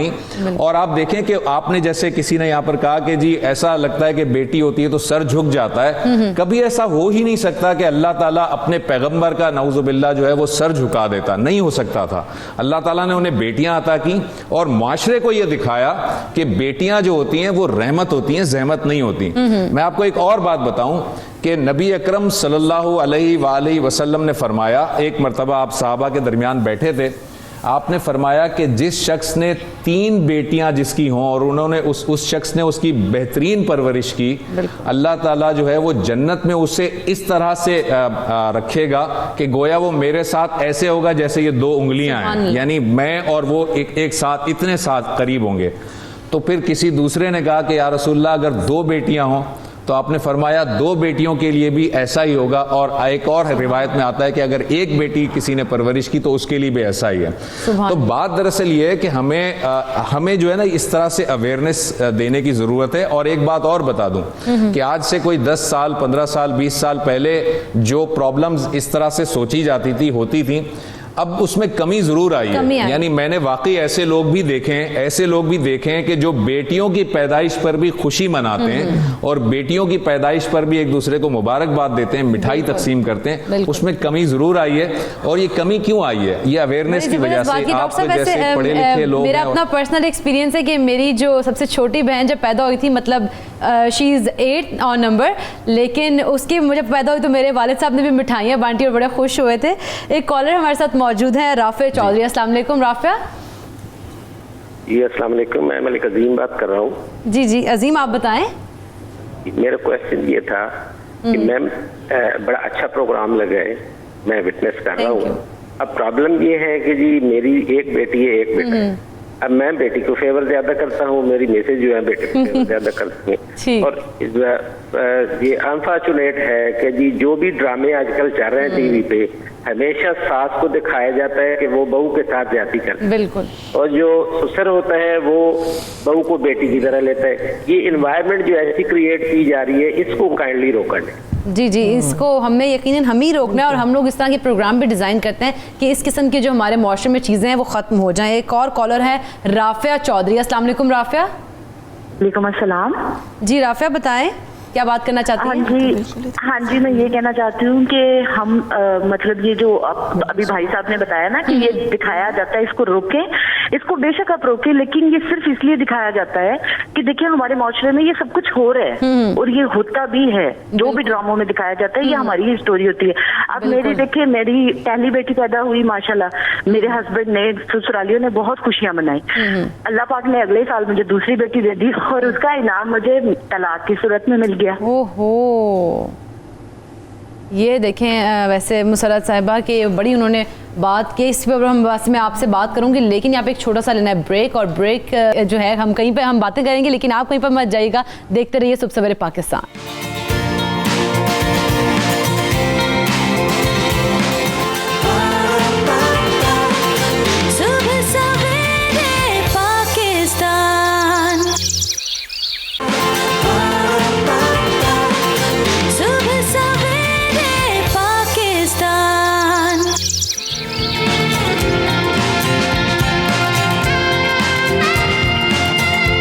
بیک، اور آج کا ٹاپک ہمارا بڑا ہی خوبصورت ہے اور واقعی بیٹی رحمت ہوتی ہے۔ ڈاکٹر زبیر، ویسے جس طرح سے ہم نے کہا کہ بیٹی جو ہے آج کل معاشرے میں بڑا کام کر رہی ہے اور بڑی ترقی جو ہے وہ بیٹیوں کی وجہ سے ہو رہی ہے، لڑکیاں بہت آگے جا رہی ہیں، ہر جگہ پہ لڑکیوں کو کامیابیاں ہو رہی ہیں اور کامیابیاں مل رہی ہیں، لیکن ہمیں سوسائٹی کی سوچ کو کیسے تبدیل کرنا ہے اب؟ میرا خیال میں اب ہم اس سلوشن کی طرف آ جاتے ہیں اور دیکھیں کہ کس طرح سے اسے تبدیل کرنا ہے۔ میں سمجھتا ہوں کہ یہ بہت سارے فیکٹر ہیں، یہ ملٹی فیکٹر پرابلم ہے، اس کے اندر کوئی ایک سنگل ایشو نہیں ہے۔ آپ کی جو مہمان یہاں پر اسٹوڈیو میں بیٹھی ہیں انہوں نے بڑی تفصیل سے مختلف پوائنٹ کی طرف روشنی ڈالی. ایک تو یہ کہ سوسائٹی کے اندر اویئرنیس کی ضرورت ہے, اویئرنیس دینے کی ضرورت ہے, اور اویئرنیس دینے کے لیے ہر شخص, ہر انڈیویجول اپنے اپنے طور پر کام کر سکتا ہے. آپ ایز اے میڈیا پرسن, آپ میڈیا میں اس طرح سے اویئرنیس دے سکتی ہیں. میں اگر ایجوکیشنسٹ ہوں اور میں ایجوکیشن یونیورسٹی سے وابستہ ہوں تو میرا کام ہے کہ میں اپنے طلباء اور طالبات کو جب پڑھاؤں تو اپنے اس مضمون کے علاوہ ان کو کچھ ایتھکس بھی سکھاؤں, ان کو کچھ سوسائٹی کے اندر رہنے کے طریقے بھی بتاؤں. اور اس طرح سے ہر شخص اپنا اپنا کردار ادا کر سکتا ہے, اپنے ارد گرد کے لوگوں کو اویئرنیس دے سکتا ہے. نمبر 1. نمبر 2, دیکھیں اس کا جو ایک انڈائریکٹ کنیکشن ہے وہ ہماری غربت سے بھی ہے, ہماری جو ان امپلائمنٹ لیول ہے یا ہماری جو پاورٹی لیول ہے اس سے بھی ہے. کیونکہ جب ہم پاورٹی لیول میں جب بہت زیادہ نیچے جو لوگ ہوتے ہیں وہ یہ سمجھتے ہیں کہ جب بیٹا ہوگا تو وہ سائیکل کی دکان پر بٹھا دیا جائے گا تو اس سے کچھ ہمیں ارننگ ہو جائے گی, بیٹی ہوگی تو اسے جہیز دینا پڑے گا, بیٹی کو جو ہے وہ وراثت میں حصہ دینا پڑے گا. تو یہ جو چیزیں یہ کنیکٹ کرتی ہیں انڈائریکٹلی غربت کے ساتھ بھی اور ان امپلائمنٹ کے ساتھ بھی, اس کی بھی ضرورت ہے. نمبر 3, ہمیں اس کو بھی بتانے کی ضرورت ہے کہ جتنی ایجوکیشن جتنا ضروری بیٹوں کے لیے ہے اتنا ضروری, بلکہ میں سمجھتا ہوں اس سے کہیں زیادہ ضروری جو ہے وہ بیٹیوں کو بھی ایجوکیشن دینے کی ضرورت ہے. کیونکہ ایجوکیشن جب دی جائے گی تو یہ سوسائٹی میں, معاشرے میں تبدیلی آئے گی, اور یہ اوور دا نائٹ نہیں آئے گی. یہ چیزیں ہم کریں گے, اگر آج ہم کریں گے تو اگلے 5 سال 10 سال کے بعد اس کے ریزلٹس آنے شروع ہوں گے. یہ 2-3 چیزیں ہیں جو میں آپ بتانا چاہ رہا تھا. مہر, جس طرح سے ہم کہہ رہے ہیں کہ ہم خواتین کو آگے لے کے آئیں گے, کیونکہ بیٹی کو کہتے ہیں رحمت ہے, اور جب وہ ماں بنتی ہے تو اس کی پاؤں کے تلے کہتے ہیں جنت ہے, لیکن پھر بھی بے توقعی کی جاتی ہے. تو اب سوسائٹی کو ہم نے کس طرح سے چینج کرنا ہے؟ ہم نے ان کی سوچ کو اس طریقے سے چینج کرنا ہے کہ سب سے پہلے ہمیں پیرنٹس کو, اور جو بھی ہم بیک اینڈ پہ جو بھی پیرنٹس کو کی برین واشنگ کر رہے ہیں ان کو پہلے ٹرین کرنا ہے. ان کو بتانا ہے کہ آج کل کی جو بیٹیاں ہیں وہ شادی جب ہو بھی جاتی ہے اس کے بعد بھی بیٹیاں اپنے والدین کی بہت ہمدرد ہوتی ہیں. آپ کو پتہ ہے کہ ایک ایموشنل فیکٹر, ایموشنل اٹیچمنٹ ہوتی ہے بیٹیوں کی اپنے والدین کے ساتھ. بالکل ایسے. بیٹے جو ہوتے ہیں وہ اور طریقے سے اپنی اٹیچمنٹ کا اظہار کرتے ہیں, وہ اتنا ایکسپریس نہیں کرتے, وہ آپ کی ڈیوٹی ساری پرفارم کر دیتے ہیں, لیکن بیٹیاں آپ کی ہمدرد ہوتی ہیں. ہر چیز میں بیٹیاں شانہ بشانہ ہوتی ہیں, ایموشنز ہوتا ہے نا, ایموشنز ہوتے ہیں, فائنینشلی بھی سپورٹ کرتی ہیں اپنی فیملیز کو اگر ضرورت پڑے, اپنے خاندوں کو بھی سمجھاتی ہیں, مناتی ہیں کسی نہ کسی طریقے سے کہ آپ میری فیملی کے ساتھ کوآپریٹ کریں اور ان کے ساتھ ان ٹچ رہیں. اس کے علاوہ یہ کہ ہمیں پیرنٹس کو ٹرین کرنا چاہیے, بیٹیوں کو ٹرین کرنا چاہیے کہ وہ زیادہ سے زیادہ پڑھیں. انسٹیٹیوٹس ایسے کریٹ کرنے چاہیے جس میں بیٹیوں کی پڑھائی کے اوپر توجہ دی جائے. کو ایجوکیشن اسی لیے ہوتی ہے کہ تاکہ لڑکیوں میں کانفیڈنس ڈیولپ ہو, وہ لڑکوں کے ساتھ پڑھیں بھی اور لڑکوں کے ساتھ کام بھی کریں. آج کل کے تو خواتین کہیں پہ بھی پیچھے نہیں ہیں, وہ دیہاتوں میں بھی کام کر رہی ہیں, کرتی ہیں, وہ ملٹی ٹاسکنگ کر رہی ہیں اتنی زیادہ, جو میرا خیال ہے کہ آدمی اتنی زیادہ ملٹی ٹاسکنگ نہیں کر سکتے. اگر کسی میدان میں آگے ہیں تو وہ گھروں کی ذمہ داریاں بھی ہیں اور وہ بھی پورے طریقے سے جو ہے بالکل وہ باہر کی بھی ذمہ داریاں دے رہی ہیں. آپ ہمارے کیونکہ کافی زیادہ لوگ دیکھ رہے ہیں, گائنیکالوجسٹ ہیں, تو آپ کے پاس تو بہت سے پیشنٹس بھی آتے ہوں گے, تو جو ویورز آپ کو دیکھ رہے ہیں آپ ان کو کیسے میسج دیں گے, ان کی سوچ کو کیسے تبدیل کریں گے؟ دیکھیں, ہمیں یہ سوچنے کی ضرورت ہے اقرا کہ بیٹی جو ہے, یہ سچ ہے کہ انسان ہر نعمت چاہتا ہے, وہ چاہتے ہیں اگر بیٹا نعمت ہے تو بیٹیاں رحمت ہیں. اگر جن کے 3-4 بیٹے ہوتے ہیں وہ بیٹی بھی چاہتے ہیں, ایسا بھی نہیں ہے. اور دوسرا آج کل یہ ہے کہ لوگ 3 یا میکسیمم 4 بچے چاہتے ہیں فیملی میں. فیملی بیلنسنگ کے لیے بھی وہ چاہتے ہیں کہ فٹافٹ دونوں قسم کے اولادیں انہیں مل جائیں. تو اس کے لیے یہ ہے, ایک تو ہر وومن امپاورمنٹ کی بڑی وہ ہے, اور دوسرا یہ ہے کہ ہمارے گھروں میں انڈیو سٹریسز اتنے دیے جاتے ہیں اقرا جن کی ضرورت ہی نہیں ہوتی بالکل بھی. آپ انتظار میں بیٹھ جاتے ہو اولاد کے. آپ لڑکیوں کو خود کوئی کام, اگر وہ پہلے ورکنگ بھی ہیں تو شادی کے بعد یا تو وہ خود کام چھوڑ دیتی ہیں یا چھڑوا بھی دیا جاتا ہے, ایسے بھی ہیں. تو انہیں بزی رہنا چاہیے, یوزفل رہنا چاہیے. اور ہمارے یہ اس قسم کی جو سوچیں ہیں یا سوسائٹی جو ان کو سوچ دیتی ہے وہ سوچیں ان کے مائنڈ میں نہ آئے. اب میں آپ کو بتاؤں اقرا کہ میری جب پیدائش تھی تو میری امی نے رو رو کے بیٹی مانگی تھی, آلدو کہ پہلے سے ہی 3 بیٹیاں تھیں, مگر انہیں تھا کیونکہ مجھ سے پہلے ایک بیٹی کی ڈیتھ ہو گئی تھی ان کی, تو انہیں تھا اللہ میاں پلیز بیٹی دینا, اگر بیٹی نہیں دیا تو پھر مجھے کبھی چین نہیں آئے گا. تو آپ دیکھ سکتے ہیں کہ سوچ پہلے بھی لوگوں, دیکھیں کہ انہوں نے جو بیٹی اتنی دعاؤں سے لی تھی وہ کتنی کامیاب ہے آج ماشاءاللہ. تعالیٰ سے. تو یہ سوچ ابھی بھی ہے اور بدلی بھی ہے, مگر ابھی بھی رورل ایریاز میں آپ جا کے دیکھیں تو بہت ہی حالات جو ہیں وہ اچھے نہیں ہیں. لڑکیوں کی حالت جو ہے وہ وہی بات ہے کہ ایجوکیشن, اپرچونٹیز, گورنمنٹ لیول پہ ہمیں بڑا کچھ کرنا ہے کہ لوگوں پہ اتنا سٹریس نہ ہو کہ انہوں نے لائف کیسے گزارنی ہے, اور اس کے لیے بیٹوں کی ہیلپ کی ضرورت ہے ان کو. تو یہ ملٹی فیکٹوریل ٹاپک ہے جس میں کہ ہمیں سدھار لانے کے لیے بڑا کچھ کرنے کی ضرورت ہے. ٹھیک ہے, چلیں جی, بڑی آپ نے خوبصورت باتیں کر دی ہیں, اور ہمارے کیونکہ جو دیکھ رہے ہیں لوگ, ویورز جو ہیں خاص طور پر, ان کو ضرور اس کی ان کی رہنمائی ہوگی کہ انہوں نے بیٹی جو کیونکہ رحمت ہے تو اس کو رحمت ہی سمجھنا ہے, بوجھ نہیں سمجھنا. بہت شکریہ آپ تمام معزز مہمانوں کا کہ آپ نے اس اہم ٹاپک پر ہم لوگوں کی رہنمائی کی ہے. صبح سویرے پاکستان.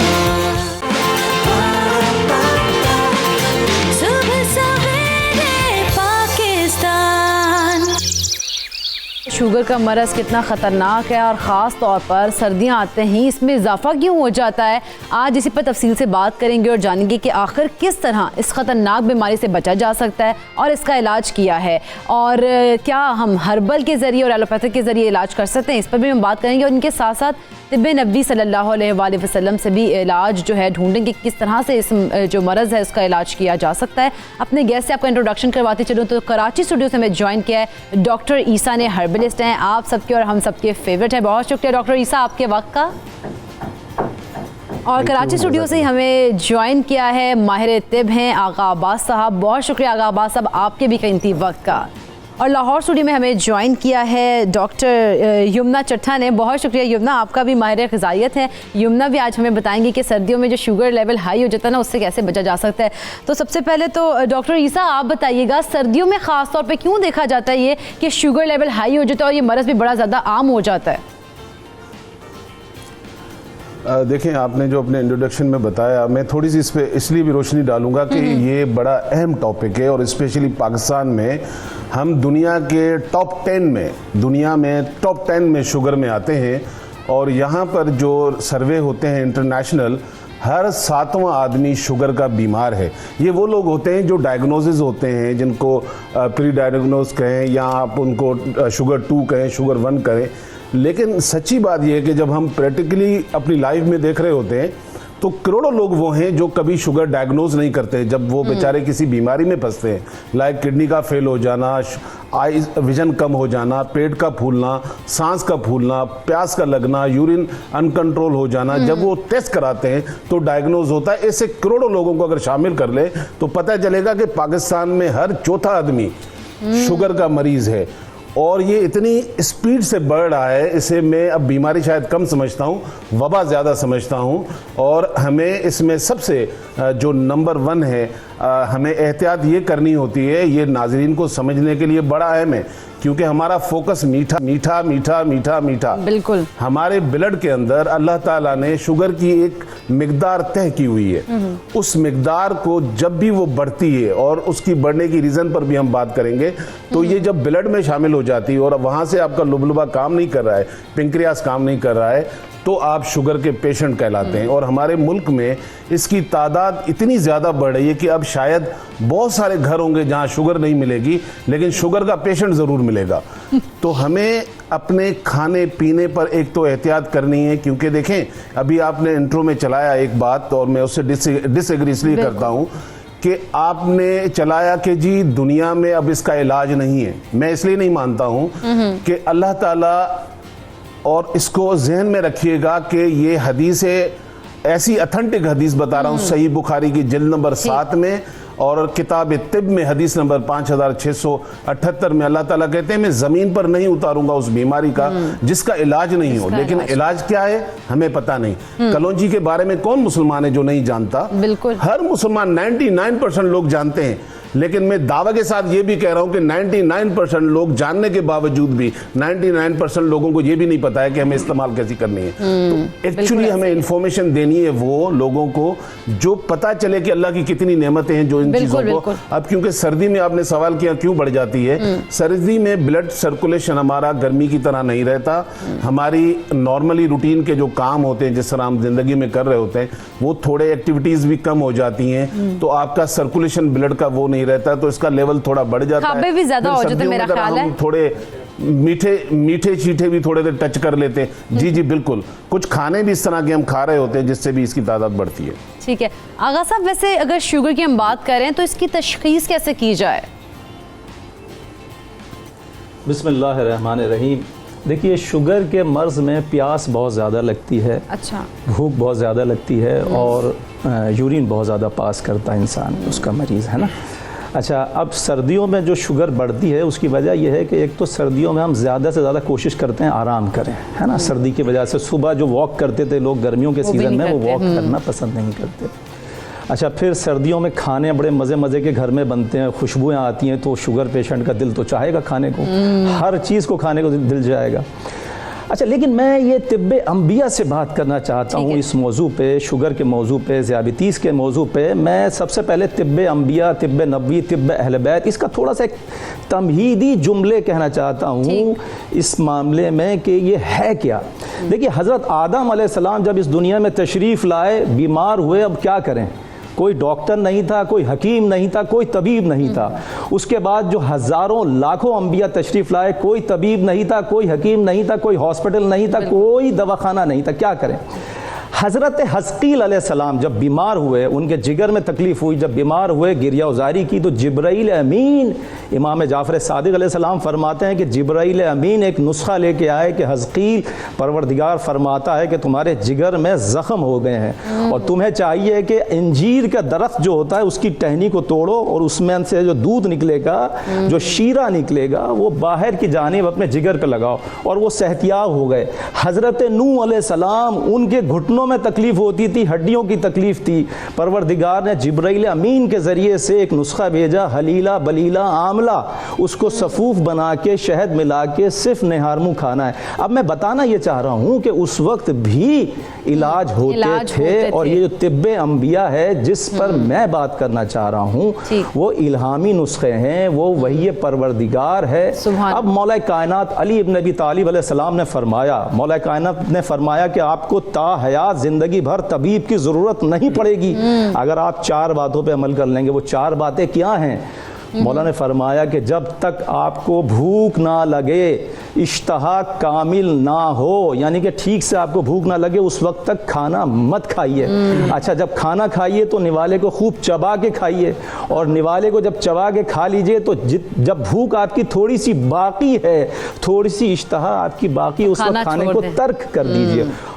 हाँ, और रात को हर किस्म की बैतुल खिला से फारिग होकर सोइए। अच्छा, अब हम कहते हैं मरीज़ को, अपने शुगर पेशेंट को हम कहते हैं कि साहब अपना लाइफ स्टाइल चेंज कर लीजिए। वो लाइफ स्टाइल क्या चेंज करते हैं? वो नए सोफे ले आते हैं, घर को रंगो रोगन करा लेते हैं, पर्दे नए टांग। ये लाइफ स्टाइल चेंज ये वाला नहीं करना है। आपको लाइफ स्टाइल क्या चेंज करना, सुनिए, अपनी खुराक में चेंजिंग से क्या नहीं। देखिए, नहीं, खुराक में तो चेंजिंग नहीं। देखिए, 3 बातों के, हाँ, 3 बातों के इर्द गिर्द ये पूरा मामला घूम रहा है। इंसान जो घूम रहा है 3 बातों के इर्द गिर्द, हम क्या खाते हैं, हम कैसे रहते हैं, और जीन्स में, अपनी विरासत में हम कौन सी बीमारियां लेके आए। इन 3 बातों के गिर्द हर इंसान घूम रहा है। अब हम क्या खाते हैं?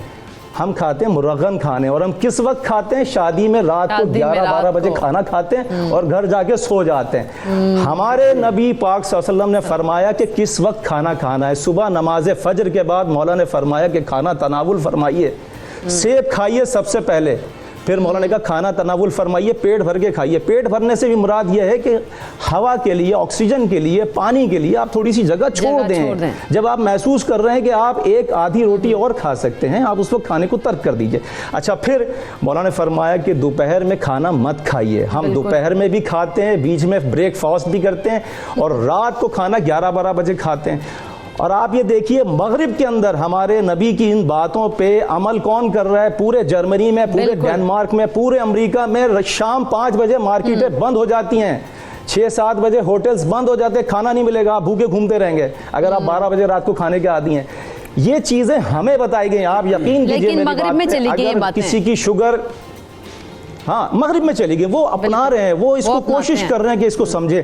آپ یہ دیکھیے ہم لوگ عمل نہیں کر رہے ہیں. اگر ہم سیرت نبی پاک صلی اللہ علیہ وسلم کو اپنا لیں, سیرت اہل بیت کو اپنا لیں, آپ یقین کیجئے اگر کسی کی شوگر 400 ہے, 450 ہے, صبح فاسٹنگ میں 300 آ رہی ہے, اس کے بعد 400 450 ہو جاتی ہے رینڈم میں بتاتا ہوں کیا نسخہ ہے, وہ آرام سے اپنے گھر میں استعمال کریں, شوگر کنٹرول ہو جائے گی.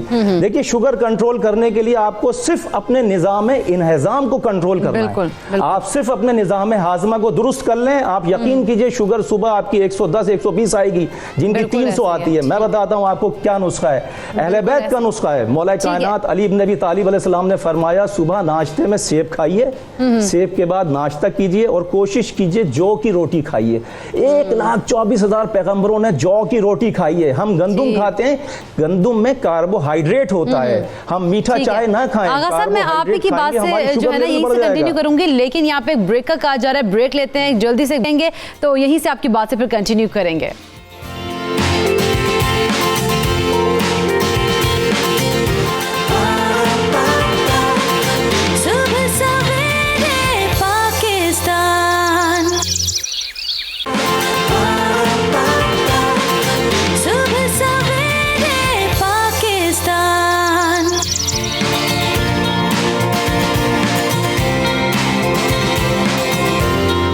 Welcome back. اور بڑا ٹاپک اہم ہے جس پر ہم بات کریں شوگر کے اوپر, کہ سردیوں میں خاص طور پر شوگر لیول کیوں انکریز ہو جاتا ہے اور اس کو جسم میں کنٹرول کرنا کتنا ضروری ہے اور کس قسم کے مسائل پیدا ہو جاتے ہیں اگر اس کو کنٹرول نہ کریں. تو یمنا بتائیں ذرا ہمارے ویورز کو جن کو شوگر ہے خاص طور پر وہ خوراک جو ہے نا وہ کہتے ہیں, تو انہیں ڈاکٹر سے کہتے ہیں نا خوراک بالکل بھی آپ نے یہ نہیں کھانا وہ نہیں کھانا, تو وہ پریشان بھی ہو جاتے ہیں. تو ان کو کیسی روٹین جو ہے اپنانی چاہیے اور کیسا لائف اسٹائل ہونا چاہیے خوراک میں؟ یہ تو بہت کامن چیز ہے. جن لوگوں کو فریش ابھی ریسنٹ ڈائگنوز ہوا تھا وہ کافی پریشان ہوتے ہیں کہ ان کو کہا جاتا ہے کہ بھئی آپ نے روٹی کم کھانی, پرہیز کرنا ہے, چاول نہیں کھانے, میٹھا نہیں کھانا. تو پیشنٹ جو جس طرح کہ ہماری غذائیں ہیں پاکستان میں رہتے ہوئے ہم تو کافی پریشان ہو جاتے ہیں. چاول بھی اگر نہیں کھانا تو اگر روٹی بھی نہیں کھانی اور میٹھا بھی نہیں کھانا, پیچھے بچتا کیا ان کو. اچھا, اور پھر پھل سے بھی بتایا جاتا ہے فلاں پھل نہ کھائیں, یہ نہ کھائیں, وہ نہ کھائیں, تو پیچھے صرف سبزی بچتی ہے. اور وہ پھر ہم تو دیکھیں پریشان کافی ہوتے ہیں کہ جب ہمیں کہا جائے دیکھیں بیٹھ کے گھر سبزیاں کھائیں. تو ایسا نہیں ہوتا. شوگر کا جو مرض ہے نا, اس کے بارے میں بڑی اچھی بات کہی جاتی ہے کہ یہ گھر میں ٹریٹ ہوتا ہے. اس کا ہم ڈاکٹرز ہیں دوائیاں بتا دیں گے, اس کے بعد جب تک آپ ڈائٹ میں ماڈیفیکیشن نہیں کریں گے, جس طرح ہم پہلے ڈسکشن کر رہے تھے کہ لائف اسٹائل ماڈیفیکیشن, بالکل یہ جو ہم ورڈ ہے نا ڈائٹنگ کر لیں, یہ صرف نا یہ بکس میں ایگزسٹ نہیں کرتا. یہ لٹریچر جو ہم پڑھتے ہیں ریسرچز میں ڈائٹنگ ورڈ نہیں ہے, یہ لائف اسٹائل ماڈیفیکیشنز ہوتے ہیں جو ایک ڈائبیٹک کو کرنی پڑتی ہیں. ان میں 3 چیزیں آتی ہیں. سب سے پہلے یہ آتی ہے کہ میں ڈائٹ بھی سیکنڈ نمبر پہ رکھوں گی, میں پہلے رکھوں گی فزیکل ایکٹیویٹی. جس طرح ہم سردیوں میں بات کریں نا کہ سردیوں میں ہی کیوں ہوتا ہے اتنا زیادہ یا اتنا جلدی کو پتہ چل جاتا ہے, اصل میں سردیوں میں پتہ چلنا شروع ہو جاتا ہے آپ کو. ہوتا یہ ہے کہ سردیوں میں ہم لائف اسٹائل جو ہے ہمارا پہلے ہی ہم اتنا زیادہ چلتے پھرتے نہیں ہیں اور سیڈنٹری ہو جاتا ہے. وہ یہ کہ آپ کو یا کاؤچ ہے بچوں کا یا بڑوں کا, بزرگوں کا, کیونکہ چھوٹی ایج بھی ہو جاتا ہے. میں نے ٹینس کو بھی دیکھا ہے, میں نے ینگ ایڈلٹس کو بھی دیکھا ہے کہ ڈائبٹیز ہو جاتی ہے. ہم یا تو بیٹھے رہتے ہیں صوفے پہ بیٹھے سارا کام کر لیا, ہم بیہائنڈ ٹیبل جن کی ڈیسک جاب ہے وہ, یا بیڈ پہ بیٹھے رہے. فزیکل ایکٹیویٹی ہماری بہت کم ہو جاتی ہے. اور ڈائبٹیز میں آپ کو ڈائٹیشین سب سے پہلے یہی کہیں گی کہ آپ نے نہ کسی طرح کی فزیکل ایکٹیویٹی کرنی ہے. اچھا, جب ہم فزیکل ایکٹیویٹی کی بات کرتے ہیں تو بہت لوگوں کو لگتا ہے کہ فزیکل ایکٹیویٹی کا مطلب ہے کہ خواتین پہلا جواب دیتی ہیں نہیں گھر کے کام ہم خود کرتے ہیں. اب میں سیڑھیاں بھی بہت اترتی چڑھتی ہوں, میرے بچوں کے تو کمرے اوپر ہیں. اس سے فزیکل ایکٹیویٹی نہیں کہتے, اس کو کہتے ہیں کہ آپ فزیکلی ایکٹیو ہیں, آپ خود اپنے کام کرتے ہیں, آپ چلتے پھرتے ہیں, آپ بیٹھے نہیں رہتے. تو فزیکل ایکٹیو ہونا تو بہت امپورٹنٹ ہے, یہ تو ہونا ہی ہے آپ کو. اس کے بعد فزیکل ایکٹیویٹی کا مطلب, اس کے بعد فزیکل ایکٹیویٹی کو دوسرا لوگ غلط مطلب دے جاتے ہیں کہ اسے جم کہتے ہیں. جم از ناٹ فزیکل ایکٹیویٹی, اور اکثر لوگ اسی چیز سے ڈر کے کہ شاید جم کا کہا جائے گا تو وہ اس طرف آتے ہی نہیں. جو پیشنٹس کیونکہ اگر آپ کو بڑی ایج میں ہوں تو گھٹنوں کے مسائل, تھوڑا ویکنیس, پٹھوں کے مسائل ہوتے ہیں, لوگوں کا دل نہیں کرتا باہر جانے کا, یا وہ یہ کہتے ہیں کہ ہم جاتے ہیں ہمیں تکلیف اتنی اس کے بعد ہوتی ہے کہ ہمارا دل ہی نہیں کرتا, ہم دوبارہ جاتے ہی نہیں ہیں. پاؤں کی ایڑیوں میں درد, وزن, کیونکہ وزن کی زیادتی ہوتی ہے, میں وزن پہ بھی آتی ہوں. پھر کیا ہوتا ہے کہ آپ ضروری نہیں کہ آپ 30 منٹ سے شروع کریں, کیونکہ آپ جب بھی خود سے گھر بیٹھ کے چیزیں کر رہے ہوں گے نا, آپ سرچ کریں گے انٹرنیٹ پہ تو آپ کو یہی کہا جائے گا 30 سے 45 منٹ کریں. پر جو آپ کو جب آپ نے اسٹارٹ کرنا ہوتا ہے نہ ہی ڈائٹ نہ ہی ایکسرسائز, کبھی آپ ایک دم سے اگریسو نہیں کرتے. باڈی میں کبھی بھی کوئی چیز اگریسو کرنی نہیں چاہیے. آپ بے شک 5 منٹ سے شروع کریں, 5 منٹ سے شروع کرنا چاہیے. بالکل ایکسرسائز کو ایک دم آپ نہیں کرنا, 40 منٹ پہ نہ لے جائیں. ایک کالر ہے آمنہ. السلام علیکم آمنہ. وعلیکم السلام, کیسی ہیں آپ؟ جی ٹھیک ٹھاک. آمنہ کیا جاننا چاہتی ہیں؟ میں ڈاکٹر عیسیٰ سے بات کرنا چاہتی ہوں. جی جی کریں. ڈاکٹر عیسیٰ السلام علیکم. جی وعلیکم السلام. ڈاکٹر عیسیٰ, میں نے آپ سے کچھ عرصہ پہلے نا برس کی میڈیسن لی تھی جب آپ کی 50% ڈسکاؤنٹ تھا, تو اب میں دوبارہ لینا چاہتی. تب میں نے 6 منتھس کی لی تھی, لیکن اس کے بعد تھوڑا بہت فرق تھا ہمیں. دیٹس وائی میں مزید لینا چاہ رہی ہوں. تو میں چاہ رہی تھی کہ آپ 50% ڈسکاؤنٹ پہ ہی مجھے مزید 6 منتھس کی دیں. ٹھیک ہوگا. اوکے جی, ایک اور کالر ہے شازیہ. السلام علیکم. لیکن آپ اس کو کنٹینیو کریں. السلام علیکم شازیہ. وعلیکم السلام. جی کیا بات کرنا چاہتی ہیں؟ جی ڈاکٹر عیسیٰ سے بات کرنی ہے. جی جی کریں. جی شازیہ بات کریں, ڈاکٹر عیسیٰ سن رہے ہیں آپ کو. ڈاکٹر صاحب نا, میں نے آپ سے پوچھنا تھا جو آپ نے میڈیسن بتائی تھی نا چھائیوں کے لیے, نشاستہ اور زعفران وغیرہ, اور نا وہ میں شہد میں یوز کرتی ہوں, درد ہو سکتی ہے. ٹھیک ہے, میں ریپیٹ بھی کر دیتا ہوں, اس کا طریقہ دوبارہ بتا بھی دیتا ہوں. ٹھیک ہے, چلیں ایک اور کالر ہے ذوالفقار. السلام علیکم ذوالفقار. وعلیکم السلام, میں کوئٹہ سے بات کر رہا ہوں. آغا صاحب سے بات کرنی تھی. جی جی کریں, آغا صاحب سن رہے ہیں آپ کو. میری مسز کے نا وہ ٹانگیں سوجی, گھٹنے بھی سوجے ہوئے ہیں, ان کا کولیسٹرول بڑھا ہوا ہے, تو اس کے لیے کیا ہے؟ دوسرا ایک اور چیز پوچھنی تھی. ڈاکٹر صاحب نے رمضان میں ٹی وی پہ بتایا تھا کہ جی خدا نخواستہ لیفٹ سائڈ پہ ہاتھ پین ہو تو اس کے لیے کوئی کعبہ انہوں نے بتایا تھا, اس سے ڈائٹ بھی کم ہوتی ہے. ٹھیک, یہ 2 چیزیں ان سے پوچھ کے بتا دیں. چلیں جی ابھی آپ کو بتاتے ہیں. جی آغا صاحب بتائیے گا, ذوالفقار صاحب کی وائف کا کولیسٹرول لیول بڑھا ہوا ہے اور انہوں نے ایک اور بھی پوچھا کہ آپ نے ایک کعبہ بتایا تھا, اس کے بارے میں بتائیے گا. جی ہاں, لیفٹ سائڈ پہ درد ہو, ہارٹ کا پین اگر ہو, تو اس کے لیے کعبہ یہ ہے کہ سنبل الطیب, جسے پاکستان میں بال چھڑ کہتے ہیں, فارسی میں اس کو سنبل الطیب کہتے ہیں, وہ 1 چٹکی ڈلے گی. ٹھیک ہے, 1 گلاس پانی میں, بڑے والے گلاس پانی میں آپ تھوڑی سی سنبل الطیب ڈالیے اور تھوڑا سا 1 لیمو ڈالیے اور گلے گاؤ زبان کے 6-7 پھول ڈالیے اور اس کو جوش دیجیے. جب پانی آدھا بچ جائے اس کو چھان کے نکال لیجیے. رات کو 9 بجے کے بعد پینا ہے اس کو, کیونکہ اس کو پینے کے بعد نیند بھی آتی ہے, سکون بھی آتا ہے. لیکن بال چھڑ صرف آپ تھوڑی سی ڈالیں اور اس کو چھپا کے رکھیں, کیونکہ اس کی خوشبو کی وجہ سے 4-5 بلیاں آپ کے گھر میں آ جائیں گی, اس بات کا خیال رکھیے. اچھا, دوسری چیز جو ان کے گھٹنوں کا مرض ہے, اس کے لیے میں حضرت نوح علیہ السلام کا نسخہ بتاتا ہوں کہ حلیلہ, بلیلہ اور آملہ تینوں کو ہم وزن لے لیجئے اور صفوف بنا لیجئے, اور جب صفوف بن جائے تو اس میں ہم وزن شہد کو ملائیے اور صبح آدھی چائے کی چمچی سے شروع کیجئے اور 1 ہفتے کے بعد 1 چائے کی چمچی نہار منہ کھائیے. آپ کے گھٹنوں کا ورم اور گھٹنوں کا درد, ہڈیوں کا درد انشاءاللہ موقوف ہو جائے گا, ختم ہو جائے گا. اچھا, ایک چیز اور بتانا چاہ رہا ہوں کہ نبی پاک صلی اللہ علیہ وسلم کا ایک نسخہ ہے برس کے لیے. مولا نے فرمایا نبی پاک صلی اللہ علیہ وسلم نے کہ برس کے لیے چقندر کے پتے اور گائے کا گوشت دونوں کو ملا کے کھائیے تو اس سے برس چلا جایا کرتا ہے اور چند دنوں میں غائب ہو جاتا ہے. بالکل ٹھیک ہے. عیسیٰ بھائی ویسے شوگر کو کنٹرول کرنے کے لیے کن چیزوں کو کھانا چاہیے, کن چیزوں کو استعمال کرنا چاہیے, اور کون سی ایسی چیزیں جن سے ہمیں پرہیز کرنا چاہیے سردیوں میں خاص طور پر؟ اس میں جو بڑا جی اس میں میں تمام ان لوگوں سے جو شوگر والے پیشنٹ ہیں یا نہیں ہیں, ہمیں اس ایک چیز کا جو بڑا اہم خیال رکھنا ہے. اللہ تعالیٰ میں سب محفوظ رکھے. دیکھیں, اللہ تعالیٰ نے قرآن میں فرمایا کہ کھائیے سب جو ہم نے پیدا کیا مگر طیب اور حلال. ہم سب مسلمان شاید پڑھتے ہیں, ہم نے کبھی آیت پر غور نہیں کیا. اللہ نے یہ نہیں کہا کہ سب حلال کھائیں, اللہ کہہ رہے طیب اور حلال. طیب مین پاک, پروسیس کی ہوئی چیزوں سے بچ جائیے. جو پروسیس کی ہوئی چیزیں ہیں, آپ فریش ملک اور مارکیٹ کے ملک کو آپ ایکول نہیں کر سکتے, آپ گڑ کو اور شوگر کو ایک جیسا نہیں کر سکتے. تو جتنی نیچرل چیزوں کے آپ قریب جائیں گے اللہ تعالیٰ آپ کی صحت محفوظ رکھیں گے. دوسرا, شوگر کا پیشنٹ بیچارہ جب ڈائگنوز ہوتا ہے تو ڈاکٹر اسے پہلا جملہ جو کہتا ہے کہ میاں اب آپ واک شروع کریں. سر سے جب پانی گزر رہا ہے آپ واک شروع کریں. واک آپ کے میرے لیے انتہائی اہم اس لیے ہے کہ جو ہم کھا رہے ہیں اب وہ کیلریز برن نہیں ہو رہی ہیں, کیونکہ آپ زیادہ تر پوائزن کھا رہے ہیں. کیونکہ ہم نے کبھی غور تھوڑی کیا ہے کہ ہم کیا پیٹ میں لے رہے ہیں. لیکن اگر آپ غور کرنا شروع کر دیں گے تو شاید آپ کو پتہ چلے کہ آپ ہر شکل کے اندر زہر خرید کر کھا رہے ہوتے ہیں، چاہے وہ چکن لے لیں، چاہے ملک لے لیں، چاہے مارکیٹ کے جوسز لے لیں. تو اپنے آپ کو بھی محفوظ رکھیں، اپنے بچوں کو بھی لیں. دوسرا، جن کو شوگر اسٹارٹ ہوا ہے، اللہ کے رسول نبی کریم صلی اللہ علیہ وسلم فرماتے ہیں کہ میتھی دانہ، یہ میتھی دانہ جو عام 100-200 روپے کا آپ کو مل جاتا ہے، آپ صلی اللہ علیہ وسلم نے فرمایا کہ اگر میری امت کو پتہ چل جائے کہ میتھی کے کتنے بینیفٹ ہیں تو یہ سونے سے زیادہ قیمت میں خریدنا شروع کر دیں گے. اگر انیشلی شوگر اسٹارٹ ہے تو آپ سمپل طریقہ یہ کریں کہ اتنا سا پانی لے لیں، آدھا گلاس، اور رات کو اس میں آدھی چمچی میتھی دانہ بھگو کے چھوڑ دیں، اور صبح اٹھ کر نہار منہ اس پانی کا ڈیلی استعمال کریں.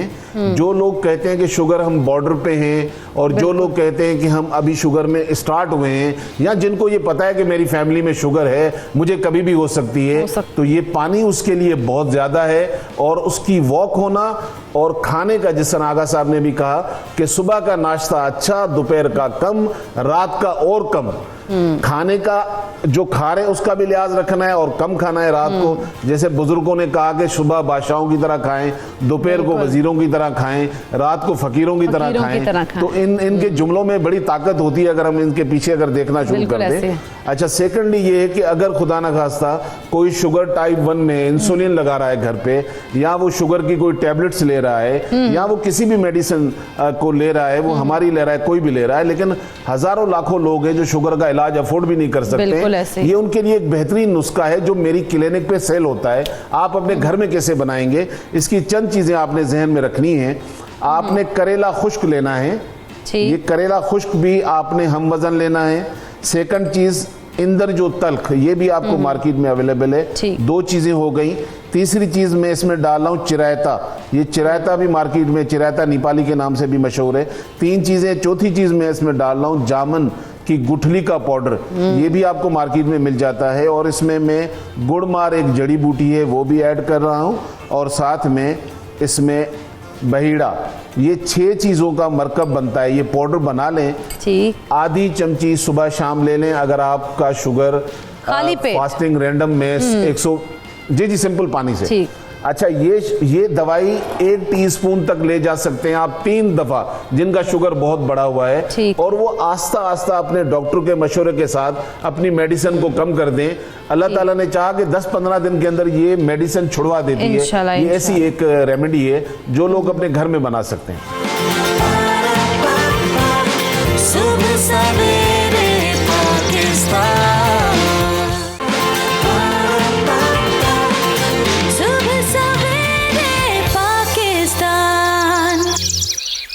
کالر ہمارے ساتھ ہیں حفصہ. السلام علیکم حفصہ. وعلیکم السلام. حفصہ، کیا بات کرنا چاہتی ہیں؟ میں ڈاکٹر سے یہ پوچھنا چاہتی ہوں، میرے دادا ہیں، ان کو شوگر ہے، تو سردیوں کا موسم ہے، وہ اتنی میٹھی چیزیں کھاتے ہیں، وہ پرہیز نہیں کرتے. تو مجھے ڈاکٹر کوئی ٹپ بتائیں کہ میں ان کو کہوں کہ وہ پرہیز کریں، اور جو بھی ٹپ کو ٹھیک ہے. چلے جی، آغا صاحب کوئی ٹپ بھی دے دیں. اور دوسرا یہ بتائیے گا، کیونکہ انسولین جو ہے وہ جو پیشنٹس لگاتے ہیں نا صبح شام، وہ بہت زیادہ اریٹیٹ ہو جاتے ہیں اور بڑے پریشان بھی رہتے ہیں. تو انسولین سے چھٹکارا کیسے ہم حاصل کر سکتے ہیں؟ ٹھیک ہے. مجھے ذرا تھوڑا سا بولنے کا موقع دیجیے گا. میں ضرور بتاؤں گا انسولین سے چھٹکارا اور دوائیوں سے چھٹکارا بھی کیسے ملے گا. دوائیاں کھائیں، میں یہ نہیں کہتا ہوں دوائیاں بند کر دیں، دوائیاں کھائیں، لیکن آہستہ آہستہ خود بخود آپ کو کم کرنا پڑ جائیں گی، ہے نا. دوا بھی ہے، اس کا اثر ہے. ایلوپیتھک کا انکار نہیں کر سکتے. ایلوپیتھک ریسرچ ہے باقاعدہ، اس کا سائنس کا قرآن میں ذکر ہے. اچھا دیکھیے، امام رضا علیہ السلام نے فرمایا کہ 100 دوائیوں کی ایک دوا ہے پرہیز. سب سے پہلے تو ان کے دادا محترم کو یہ سمجھنا چاہیے، پرہیز 100 دوائیوں کی ایک دوا ہے. لیکن پرہیز کے لغوی معنی کیا ہیں؟ پرہیز کے لغوی معنی یہ ہیں کہ جس چیز سے آپ کو روکا جائے.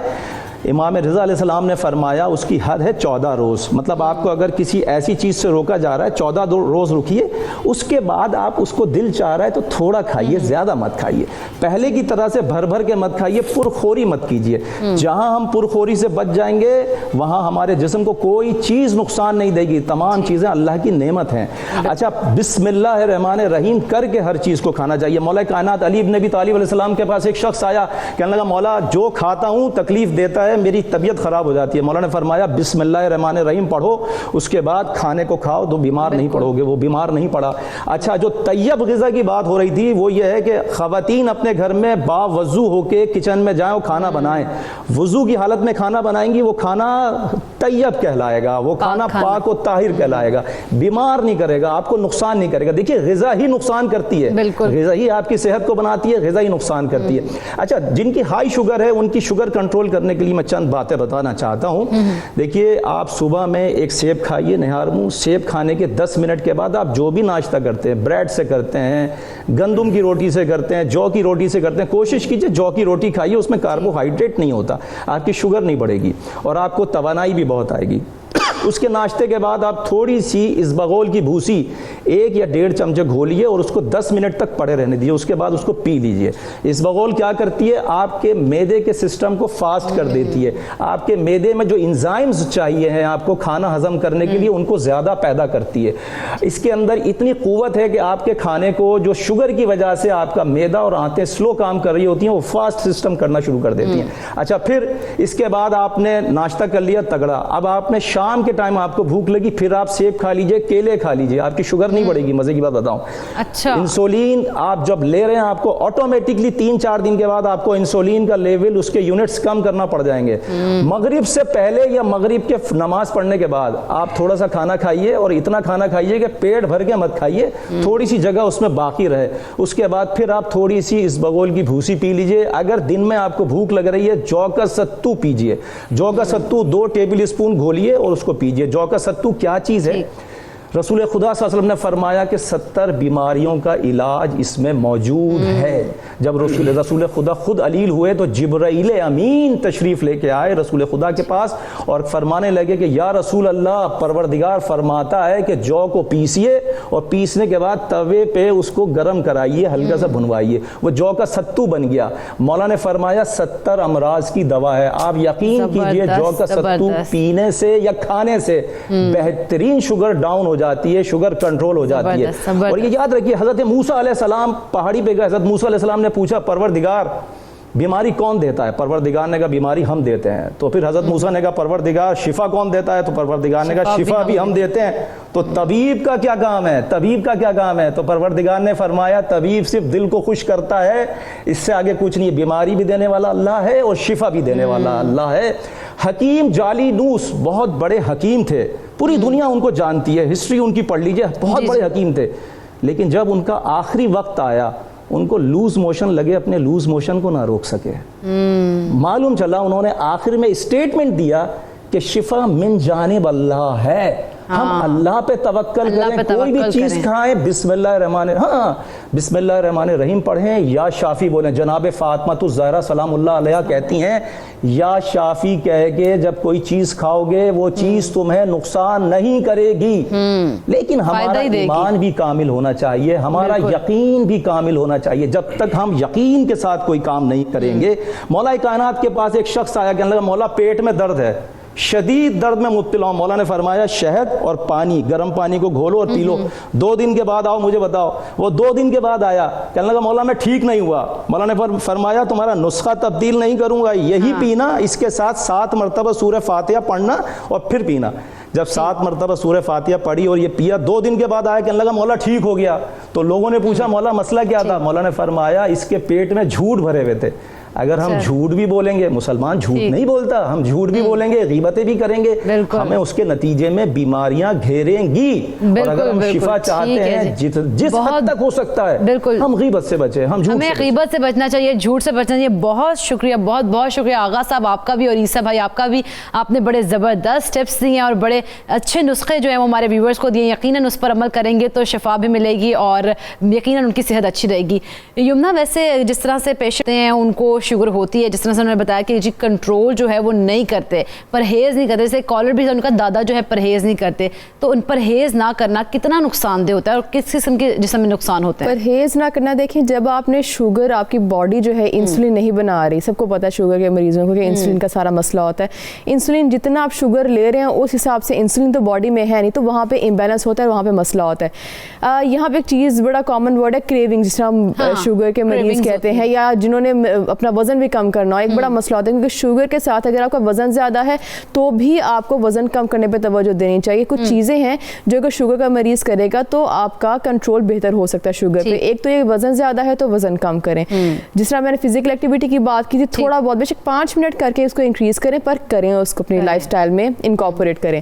پھر جس طرح ہم نے کھانے پہ کافی تفصیلی بات کر لی, وہ بہت اچھی چیز ہے کہ آپ کا جتنا ہمارے حدیث میں ہے, جس طرح کا ہمارے صحابہ کرام کا, جس طرح کا ہمارے انبیاء کا پیٹرن تھا کھانے پینے کا, وہ بہت اچھا تھا. ناشتے کے ٹائم ناشتہ, دوپہر کے کھانے کے ٹائم دوپہر کھانا, پھر رات کے کھانے کے ٹائم ایک مقرر ہے. جو ہمارے کھانے کی ٹائمنگز ہیں وہ بھی بہت زیادہ میٹر کرتے ہیں, ٹائمنگز میٹر کرتے ہیں, بہت زیادہ میٹر کرتے ہیں. اس کے بعد جو کریونگس میں بات کر رہی تھی, ریسرچز ہیں جو یہ چیز بہت فائدہ مند ہے, میں نے پیشنٹ کے ساتھ کی بھی, اور یہ واقعی سے بہت فائدہ ہوتا ہے. آپ چیز کی بھوک لگ رہی ہے نا, ایک تو ظاہری بات ہے اوبویسلی آپ کو کم کرنی ہے, کہ آپ کو میٹھا کم کھانا ہے, چینی والا میٹھا اسپیشلی کم کھانا ہے. فروٹ والا اتنا نقصان دہ نہیں ہوتا جتنا چینی والا ہے, مٹھائیاں وغیرہ فار ایگزامپل. تو کوشش کریں بجائے اس کے کہ آپ ایک رسگلا پورا اٹھا کے ڈائریکٹ منہ میں ڈال کے اندر ہی چلا گیا, آپ ایک چھوٹی سی بائٹ لیں. بہت دفعہ ایسے ہوتا ہے, ریسرچز کہتی ہیں جب آپ کو کریونگ ہو پہلے آدھا گلاس پانی کا پئیں, آپ اس چیز کا چھوٹا سا ٹکڑا کھائیں, چھوٹا سا ٹکڑا کھا کے تھوڑی دیر 5 منٹ صرف ایسے کر کے ہاتھ باندھ کے آپ نے بیٹھ جانا ہے, دوبارہ اس کی طرف ہاتھ لے کے بیٹھ جانا ہے. اگر آپ کو میکسیمم لوگوں کو اتنے کے بعد ختم ہو جاتی ہے کریونگ, ٹھیک ہے, اس کے بعد کیا ہوتا ہے اگر آپ کو دوبارہ ہو رہی ہے, دوبارہ تھوڑا سا ٹکڑا لیں اور تھوڑا سا پانی پئیں. اس طرح سے آپ بہت زیادہ ایسی چیزیں جو آپ کے جو بد پرہیزی میں آتی ہیں ان سے آپ بہت ایزیلی چھٹکارا حاصل کر سکتے ہیں. اچھا, اب کنٹرول کیسے کرنا ہے ہم نے ساری چیزوں کو؟ کنٹرول آپ نے کرنا ہے بالکل چھوٹی 3-4 ٹپس ہیں, زیادہ مشکل بات میں نہیں کروں گی. دیکھیں جس طرح آپ کو کہا جاتا ہے کہ چاول چھوڑ دیں, روٹی چھوڑ دیں, آپ نے سب سے پہلے چیز چھوڑنے والی جو چیز ایکچولی ہے وہ بازار کی چیزیں ہیں. آپ وائٹ بریڈ استعمال کریں گے, آپ مکس والا آٹا جس کا بہت ٹرینڈ ہے آج کل وہ استعمال کریں گے تو وہ نقصان دہ ہے. آٹا بہت امپورٹنٹ چیز ہے, ہمارے کھانے کا کافی بڑا پارٹ آٹے پہ آتا ہے. اگر آپ آٹا لے رہے ہیں, اور اکثر لوگوں کو میں کہتی ہوں کہ چوکر کا آٹا لیں, وہ کہتے ہیں ہم بوریوں پہ پڑھ کے لکھتے دیکھ کے خریدتے ہیں کہ اس پہ لکھا ہوتا ہے کہ 100% گندم کا آٹا ہے. اس کو چیک کرنے کا طریقہ, اس کو چھان لے, اگر اوپر چھان برا اوپر آ رہا ہے اس کا مطلب وہ آپ کا ریڈ جو فلاور ہے وہ ہے. آٹے کا استعمال آپ کا جو ہے وہ ٹھیک سے ہونا چاہیے, ٹھیک ہے, اور اس کے بعد اعتدال پسندی میں رہ کے کھائیں, تھوڑا کھائیں اور 3 دفعہ رہنا چاہیے. بالکل اعتدال پسندی بڑی زبردست بات ہے. بہت شکریہ یمنا, آپ کا بھی. پروگرام کا وقت ہوا ختم, کل پھر آپ سے 9 سے 11 ملاقات کریں گے, تو کل تک کے لیے دیجیے گا مجھے اجازت. اور لیکن کیونکہ فاطمہ آپ سب کی منتظر ہے امداد کی, تو فاطمہ کی امداد ضرور کیجیے گا, اس کی مدد کریں, اور یہی میں نے آپ کو آج میسج دینا تھا, اور اس پروگرام کا فیڈ بیک بھی ضرور دیجیے گا. تو کل تک کے لیے مجھے دیجیے اجازت. اللہ حافظ.